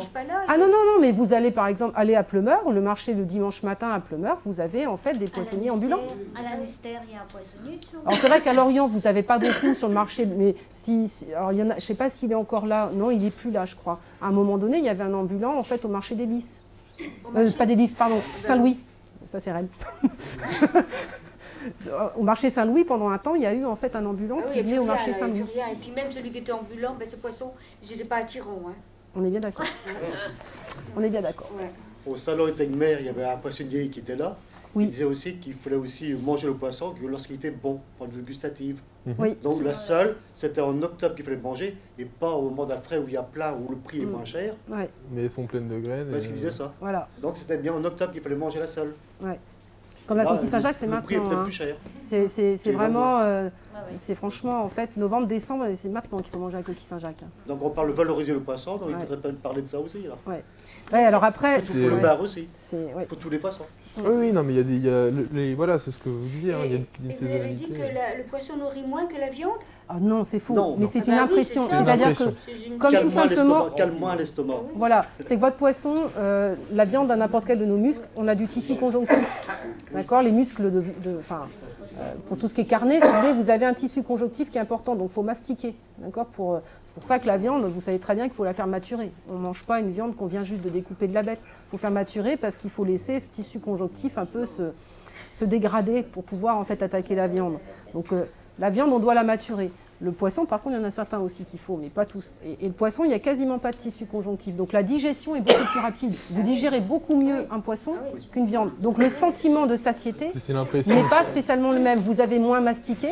La mastication, c'est ce qu'on vous dit dans tous les régimes. Hein. Mâchez, parce que vous aurez le sentiment d'être... Parce que pour moi, le poisson, c'est mieux que la viande. Ah oui. C'est comme ça que je vois les choses, hein, au point de vue santé. Ça remplit pas le même rôle. Encore une fois, de la vitamine B12, vous n'en aurez pas dans le poisson, alors que c'est indispensable et vous en aurez que si vous mangez de la viande rouge. Donc il faut manger de la viande rouge aussi. Ouais. Mais encore une fois, la nutrition, c'est jamais qu'une histoire de parcimonie. Il faut manger de tout. Bon, ça, Du après, plomb, le poisson, il y a du mercure, le poisson aussi. Oui, c'est ça. Mais on n'est pas au Japon. Non, mais le principe, enfin bon voilà, c'est tout ce qu'on dit, c'est une alimentation diversifiée. Mais c'est sûr que le poisson, c'est ce côté-là. En plus, on a le sentiment que ça, enfin les gens ont le sentiment que ça nourrit moins. Ouais, Enfin, souvent, vous voyez des gens qui vont vous dire, je mets 150 grammes en fait en portion de viande. Enfin, quand quelqu'un va faire son menu, il dit je vais mettre 150 grammes. Alors si vous avez des invités, vous mettez toujours un peu plus au cas où. Et puis, quand ils vont penser poisson, c'est systématiquement, ils sont partis sur 200 grammes. Ça, ils mettraient 120 grammes de viande, 150 grammes de viande, ils vont partir sur 200 grammes de poisson. Ça, je peux vous dire, vous regardez un peu, enfin, vous questionnez autour de vous, c'est assez classique. C'est assez classique. Et puis, il y a autre chose aussi. Le poisson qui n'est pas cher par rapport au poisson qui est cher, c'est un peu la protection aussi de certaines espèces.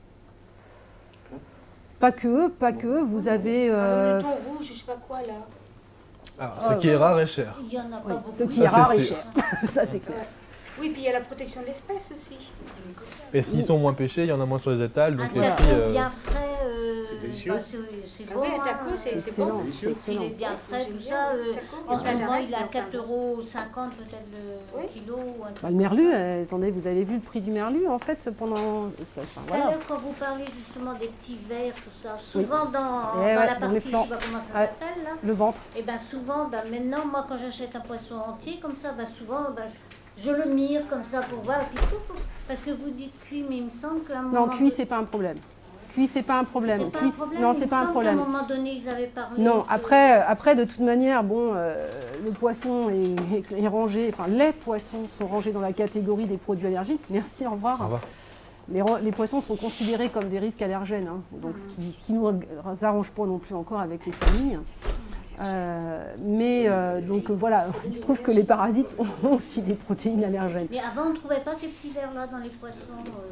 Alors, Moi, On trouve plus maintenant. vous les trouviez moins tout simplement parce qu'on avait pratiquement, enfin je ne vais pas dire éradiqué, mais on n'avait pas pratiquement plus de phoques, enfin on n'avait pas de phoques, on peut dire presque, et plus de dauphins. Un petit peu de dauphins, mais on n'avait pas de phoques. Aujourd'hui, ben, là, on peut dire peut-être merci à Brigitte Bardot, mais parce que les phoques, il n'y en a pas que sur les pôles, hein, il n'y en a pas qu'en fait sur les pôles, on en a chez nous. Donc maintenant, tout simplement, les populations de phoques et les populations de dauphins, comme elles ont été protégées, elles sont revenues sur nos territoires, elles sont sur nos îles. Et donc on a des populations qui sont devenues sédentaires, ça, qui restent en fait maintenant toute l'année. Et le cycle de ce fameux petit ver, il est lié en fait aux mammifères marins, obligatoirement. Pas de mammifères marins, pas de parasites. Alors le problème c'est qu'on ne va pas les retourner, en fait, si vous voulez, je pense, à tuer les dauphins et tuer les phoques. Je pense que ça, on ne va pas y retourner. Donc voilà, donc maintenant, il faut s'habituer à se dire que c'est comme ça, on a protégé les phoques et les dauphins. Donc on a en fait, les parasites, ils sont là. Voilà. il y a de plus en plus de dauphins d'ailleurs. Oui, et de plus en plus de phoques. Les phoques, on n'en voit pas nous, pas par ici. Non, mais plus Il Pointe faut les Bretagne. malades, Si il vous faut les allez, malades, sur la zone en fait Brest, en fait toute la zone, hein, vous avez donc sur les encore, zones on en voit fait pas vous ça. avez des phoques. Mais les dauphins, il y en a plein. Ouh là là. Mais les dauphins, il y en a plein. Ah oui. On voyait jamais. Et donc tout simplement, c'est que vos poissons, quand en fait les dauphins font leur déjection, comme tout le monde, mais quand ils meurent aussi et que les cadavres en fait sont au fond, vous avez les poissons, les crustacés nettoyeurs qui vont ingérer en fait tout ça. Puis ça, c'est un cycle après de la consommation. Hein. Il y a des crustacés, des petits poissons qui vont commencer à ingérer, puis des plus gros poissons qui vont ingérer.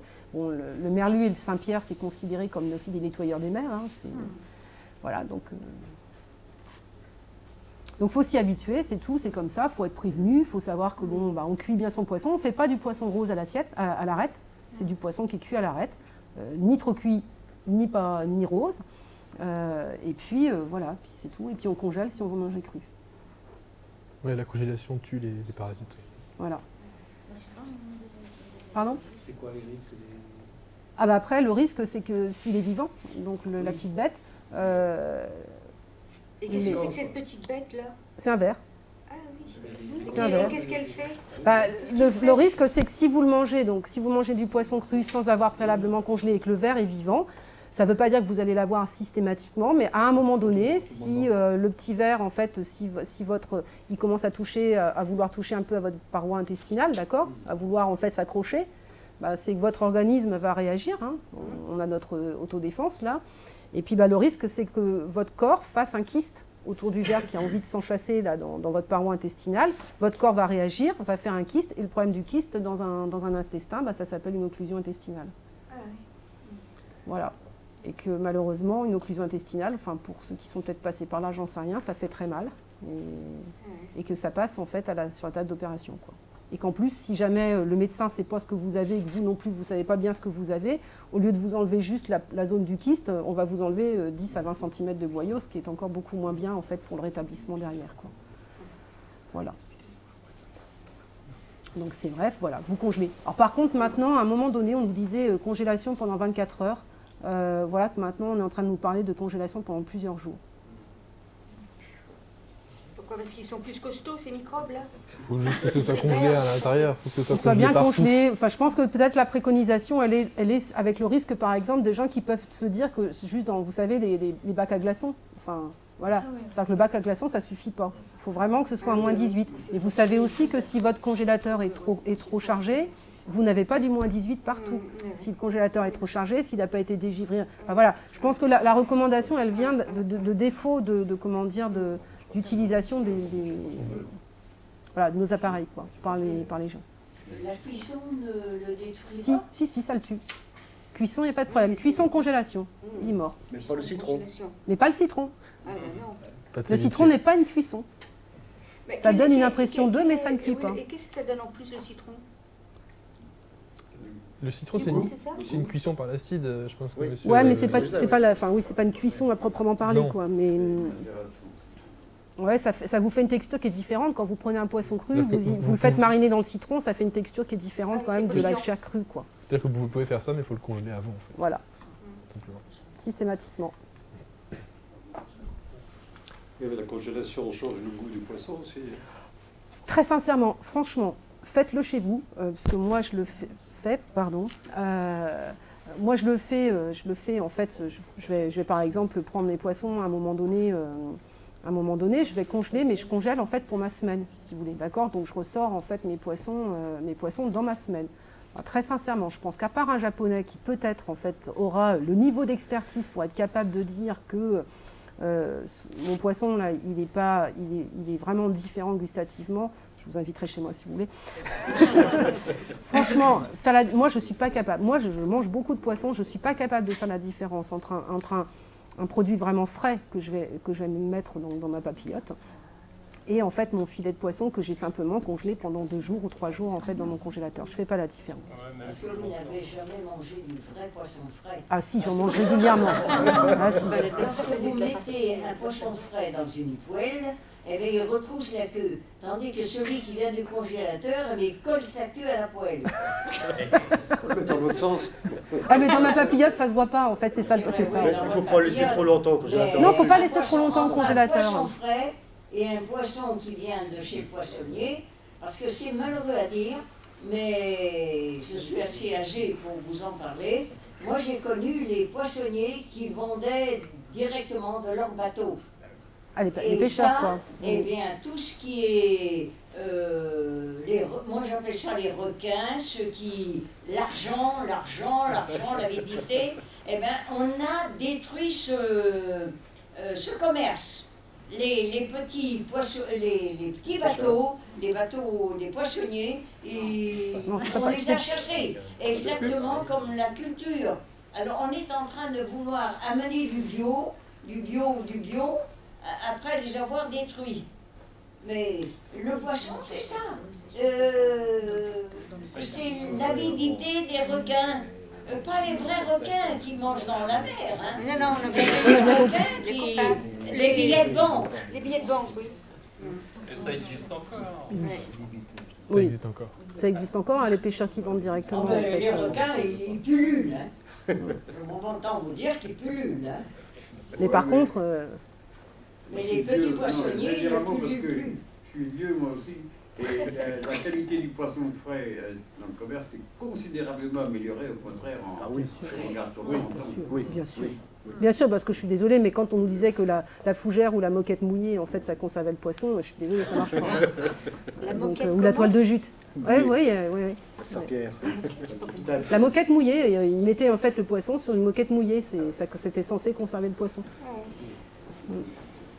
Est-ce que justement toutes les informations que l'on a, parce qu'on a de plus en plus d'informations, forcément, on est dans un monde qui évolue dans tous ces systèmes d'information. Bon, vous parliez des parasites, mais on pourrait parler des métaux lourds, on pourrait parler de tout un tas des poissons d'élevage, comme le saumon ou d'autres. Ce sont des vraies catastrophes en fait. Et jusqu'à voir dans des poissonneries norvégiennes, la poissonnière qui dit aux clients, bon, je vous le vends, mais n'en consommez pas trop, et surtout pas aux femmes enceintes et pas aux enfants.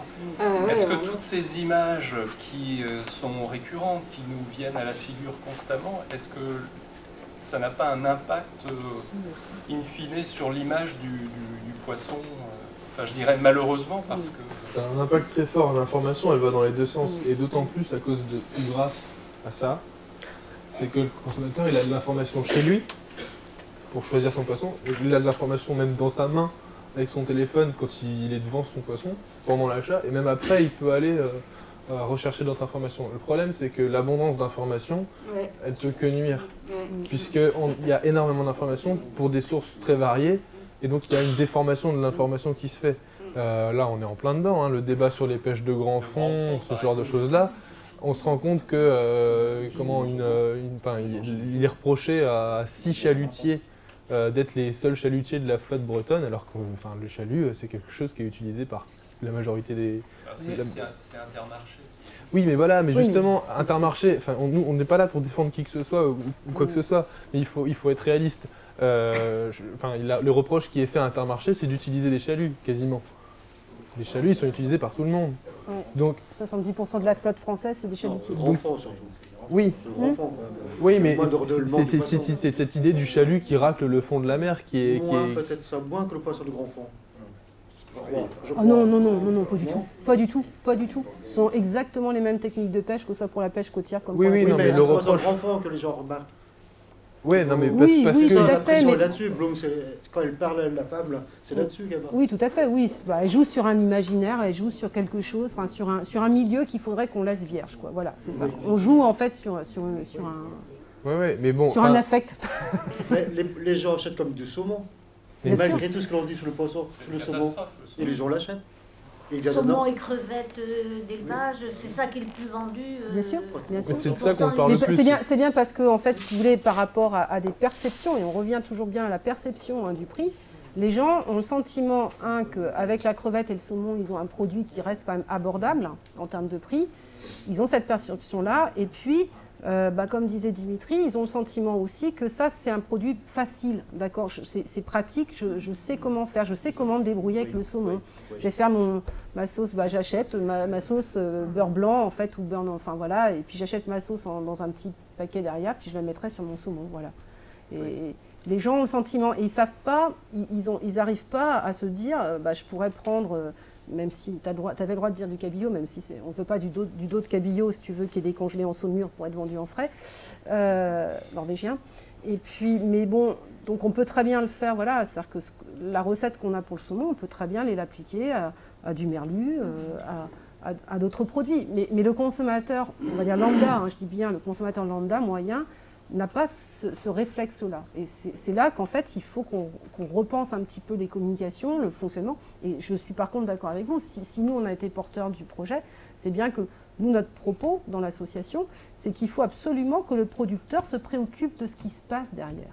Parce que le problème un peu des fois des producteurs, là j'ai parlé des poissonniers détaillants tout à l'heure, mais c'est que le producteur ne se préoccupe pas suffisamment de ce qui se passe derrière. Il faut qu'il s'implique dans tout le mécanisme de la commercialisation de son produit.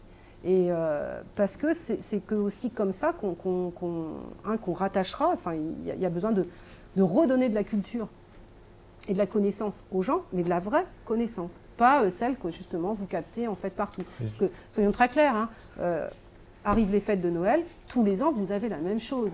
Tous les ans, on va vous servir le reportage en fait dramatique sur le saumon. Tous les ans, on vous resserre en fait le gavage en fait des oies en fait et autre chose. Et on vous trouve tout. Bon, on va tout le temps vous trouver un petit autre thème. C'est-à-dire qu'une année, ça aura été, je sais pas, le mal-être animal. Après, ça va être ah oui, mais vous avez vu ce qu'on met dedans. On met aussi tel et tel ingrédients en fait dans l'alimentation. Tous les ans. Donc la difficulté, c'est vrai, du consommateur là, c'est comment en fait après s'y retrouver. Mais ça. J'ai envie de dire, c'est aux producteurs, aux gens de l'amont de se réapproprier la communication. Je suis bien d'accord avec vous, mais vous verrez aussi pour les fêtes de Noël du homard sur les étals, alors que ce n'est pas la saison. Alors ça, on aura beaucoup de homards canadiens. on aura beaucoup de homards canadiens. Oui, ça se garde, mais pas tant que ça non plus. C'est-à-dire qu'en fait, ils arrivent à les garder, mais c'est vrai que c'est clair. Là, c'est gardé en vivier. Voilà. Oui. C'est conservé en vivier. Le homard breton, là, pour beaucoup. Alors, ils en pêchent. Ils en pêchent encore maintenant, les pêcheurs. Si, ils en pêchent quand même. dans une moindre mesure, puisque le plus gros de la pêche, c'est juin-juillet. Hein. C'est la plus grosse saison en fait, de pêche, ça va être juin-juillet. Mais par contre, ils vont les conserver, en fait, c'est sûr, en juillet. Ils vont attendre que les cours augmentent. Bah oui. Et voilà, non mais voilà, après, c'est l'éthique aussi. On peut parler d'éthique aussi. Il y a de plus en plus de homards. Dans la Manche, il y a un pêcheur qui disait qu'il ne savait pas quoi faire. Il demandait à quel prix il était vendu ici. Celui, il ne vendait pas cher. Ouais. Il le vendait à 20 euros. Mais ça, 18 ou 20 euros le kilo. Et ici, il était à 40. Et où c'est moins cher? Dans la Manche. Il y avait plein de homards, il disait. Plein. Il y a plusieurs. Il faut quand même aussi se mettre face à une réalité, c'est qu'on là on parle de commerce. Oui, mais bien sûr. Mais le consommateur n'est pas dupe. Ah non, mais c'est vrai. Oui, mais le consommateur, il va accepter de payer un paquet de café 1 euro de plus parce qu'il est équitable et qu'il vient de Bolivie et qu'il est sûr que les producteurs ont eu une rétribution équitable de ça. Le commerce équitable, il n'est pas forcément à l'autre bout de la planète. Hein. C'est aussi injuste d'avoir des poissons qui sont rachetés au prix de retrait et qui sont revendus une misère. Donc, enfin, je suis partisan d'aucun des partis, mais il faut aussi voir ça aussi de cette manière-là. Enfin, moi, ça me paraît intéressant aussi de se dire, le commerce équitable, il n'est pas que... Enfin, il peut être aussi chez nous, et vendre un poisson plus cher, ça peut être le vendre mieux et à son vrai prix aussi. Après, les différences qu'il y a entre un début et la fin de la filière, je suis d'accord que il y a des marges, je ne suis pas assez au fait du fonctionnement commercial profond de la filière et quelle marge fait chacun des acteurs. Mais moi, accepter de payer plus... C'est pas une affaire de prix. Enfin, en ce qui me concerne, c'est pas une affaire de prix. Ça peut l'être pour d'autres personnes. Moi, c'est plutôt la qualité que je vais rechercher. Donc, je préfère prendre une crevette bio de Madagascar, par exemple, que celle qui nous vient de je ne sais où. Mais ce que je trouve dommage, c'est que le poissonnier, lui, il va vendre de tout. Et après, et de préférence, le produit sur lequel il va faire le plus de marge possible. Donc il va prendre la crevette qui vient de ses eaux, et il va la mettre, et voilà, il va faire de la marge là-dessus. Et c'est là qu'intervient la question que vous posez aussi, l'information. L'information, elle a une conséquence considérable là-dedans. Si le consommateur, non seulement il sait, il incorpore l'information et puis qu'il l'utilise, à savoir préférer un achat plutôt qu'un autre en fonction de ce qu'il a entendu, déjà il faut qu'il ait entendu les bonnes choses, parce que pour répondre à votre question de manière simple, la question précédente, oui, l'information a une conséquence sur les achats du consommateur. Elle a une conséquence positive et négative. C'est la même information qui va faire que les gens vont arrêter d'acheter du saumon pendant 3 semaines parce qu'ils auront regardé Capital le dimanche soir. C'est la même information qu'ils vont en acheter aussi parce qu'ils vont avoir vu que c'est plein d'oméga 3. Le battage médiatique va dans les deux sens. C'est de moins en moins vrai, parce que ils leur donnent de plus en plus de végétaux à manger. Donc les oméga 3... c'était pour répondre à votre question sur l'importance de l'information et c'est surtout l'importance de la qualité de l'information qui est importante. Si vous voulez, je pense... si je peux me permettre... En fait, c'est l'inquiétude aujourd'hui, c'est vers les professionnels en fait, qui commercialisent les produits de la mer. Il y a un souci, visiblement, il y a des petits revendeurs qui disparaissent, etc. C'est un vrai problème. Donc, moi, je suis convaincu qu'il vaut mieux privilégier la qualité que l'inverse, quitte à afficher un prix, mais qui est le prix, je dirais, normal. Ouais. Alors ça si vous voulez, c'est possible, mais il faut être honnête. Après, attention, je veux dire, là, on est parti dans un cycle, et bon, il y a des réflexions de professionnels aujourd'hui, où malheureusement, il y a des logiques où il va falloir rééduquer le consommateur. Et rééduquer le consommateur, ça ne va pas se faire, en fait, si vous voulez, en claquant des doigts. Et donc là, quand Dimitri me présentait des choses exceptionnellement quotidiennes, c'est-à-dire qu'aujourd'hui, sortir du poisson le vendredi, ou alors du poisson pendant le week-end, des fois, simplement, si vous voulez, c'est un peu compliqué. C'est-à-dire qu'on a du mal, et pareil, sortir en fait de côté festif, c'est-à-dire je vais manger, moi je suis la première à vous dire, il ne faut pas que je touche au micro, je suis la première je peux vous dire, carrément, je ne mange jamais de poisson en fait aux fêtes de Noël. Non, moi non plus. Je n'en mange jamais. Je mange du poisson toute l'année, mais j'en mange jamais en fait aux fêtes de Noël. J'en mange pas spécialement à Pâques non plus, parce que c'est pareil, on va avoir. Vous avez malheureusement un phénomène, la sociétale, qui va faire que vous avez une inflation complètement délirante en fait à ce moment-là sur enfin je peux vous dire, là vous parliez de prix, mais moi je peux vous dire, j'ai vu un turbo sucrier, un énorme turbo partir donc à la restauration, parce que comme il était énorme, il avait donc des pavés qui allaient être superbes, il est parti à 110 € le kilo à la marée. 110 € le kilo. Vous imaginez quoi. Bon là le restaurateur, faut être je sais pas, enfin, j'ai pas en tête là des noms de restaurateurs qui sont au moins 3 étoiles Michelin là, donc voilà, parce que c'est vrai que vous allez à des niveaux à des moments donnés qui sont complètement délirants. Maintenant c'est pareil, moi je préfère largement manger mon homard en fait au mois de juin. En plus il est meilleur au mois de juin, et au mois de juin juillet il est meilleur. Donc moi je veux dire avec mes copains, généralement c'est le classique, au mois de juillet il y a la grosse bouffe de homard, voilà. Bon, et c'est le moment où on se fait notre plat convivial, notre convivialité, et on fait du homard. Et c'est là qu'on en mange. Mais c'est vrai que vous pourrez, malheureusement, il ne faut pas qu'on rêve, on n'arrivera pas à totalement empêcher même les gens qui achètent des fraises à Noël pour mettre la fraise en fait sur son plat. Bon voilà, et je veux dire, la fraise, vous la payez je ne sais pas combien en fait le kilo de fraise, quoi. Bon, c'est normal que vous... Dans ces cas-là, je préfère aller du surgelé, vous voyez. Moi, je vais plutôt, si je dois le faire, dans ces cas-là, je vais chez Picard et je vais me prendre en surgelé. C'est normal que vous réfléchissiez au merchandising, voilà. etc. Mais si je fais le parallèle avec l'agroalimentaire en Bretagne, on est en plein dedans. Hein. On est en plein dedans avec une filière qui n'a cessé de dégrader la qualité des produits. Il ne faudrait pas que... Bah oui, non mais... C'est pas la même chose. C'est pas la même chose. Ben, le pêcheur n'élève pas le poisson. Non, mais il y a de plus en plus de poissons d'élevage. Oui, ça c'est pas... L'Europe pousse à ça. L'Europe pousse à ça. Étant donné qu'en France, on apporte combien de poissons en quantité? Le poisson importé en France. Le poisson importé, on considère que c'est à peu près en fait un tiers de production française, 2 tiers en fait de produits importés. On apporte 2 tiers. Ouais. Donc il y a bien du poisson d'élevage et partout dans le monde. Les gens mangent du poisson. Absolument. Ah, tu mets le saumon. Donc il faudra avoir du poisson d'élevage, malheureusement. Oui, et le saumon, il prend une part énorme dans l'importation. Et pourquoi il a tant que ça de succès, le saumon? Parce qu'il se cuisine comme un steak. Comment? Parce qu'il se cuisine comme un steak. Comme tous les autres poissons. C'est facile à cuire. C'est facile à cuire. Vous avez, en fait, à la limite, même quand vous le cuisez un peu trop, vous ne changez pas. Enfin, bon, moi, je sais que j'ai du mal. C'est moins fragile. C'est moins fragile. En fait, finalement, le goût ne change pas beaucoup si vous le cuisez trop ou pas. Et puis, c'est pas un poisson qui a un goût de poisson. J'aime bien les sardines. Et puis, c'est pas cher.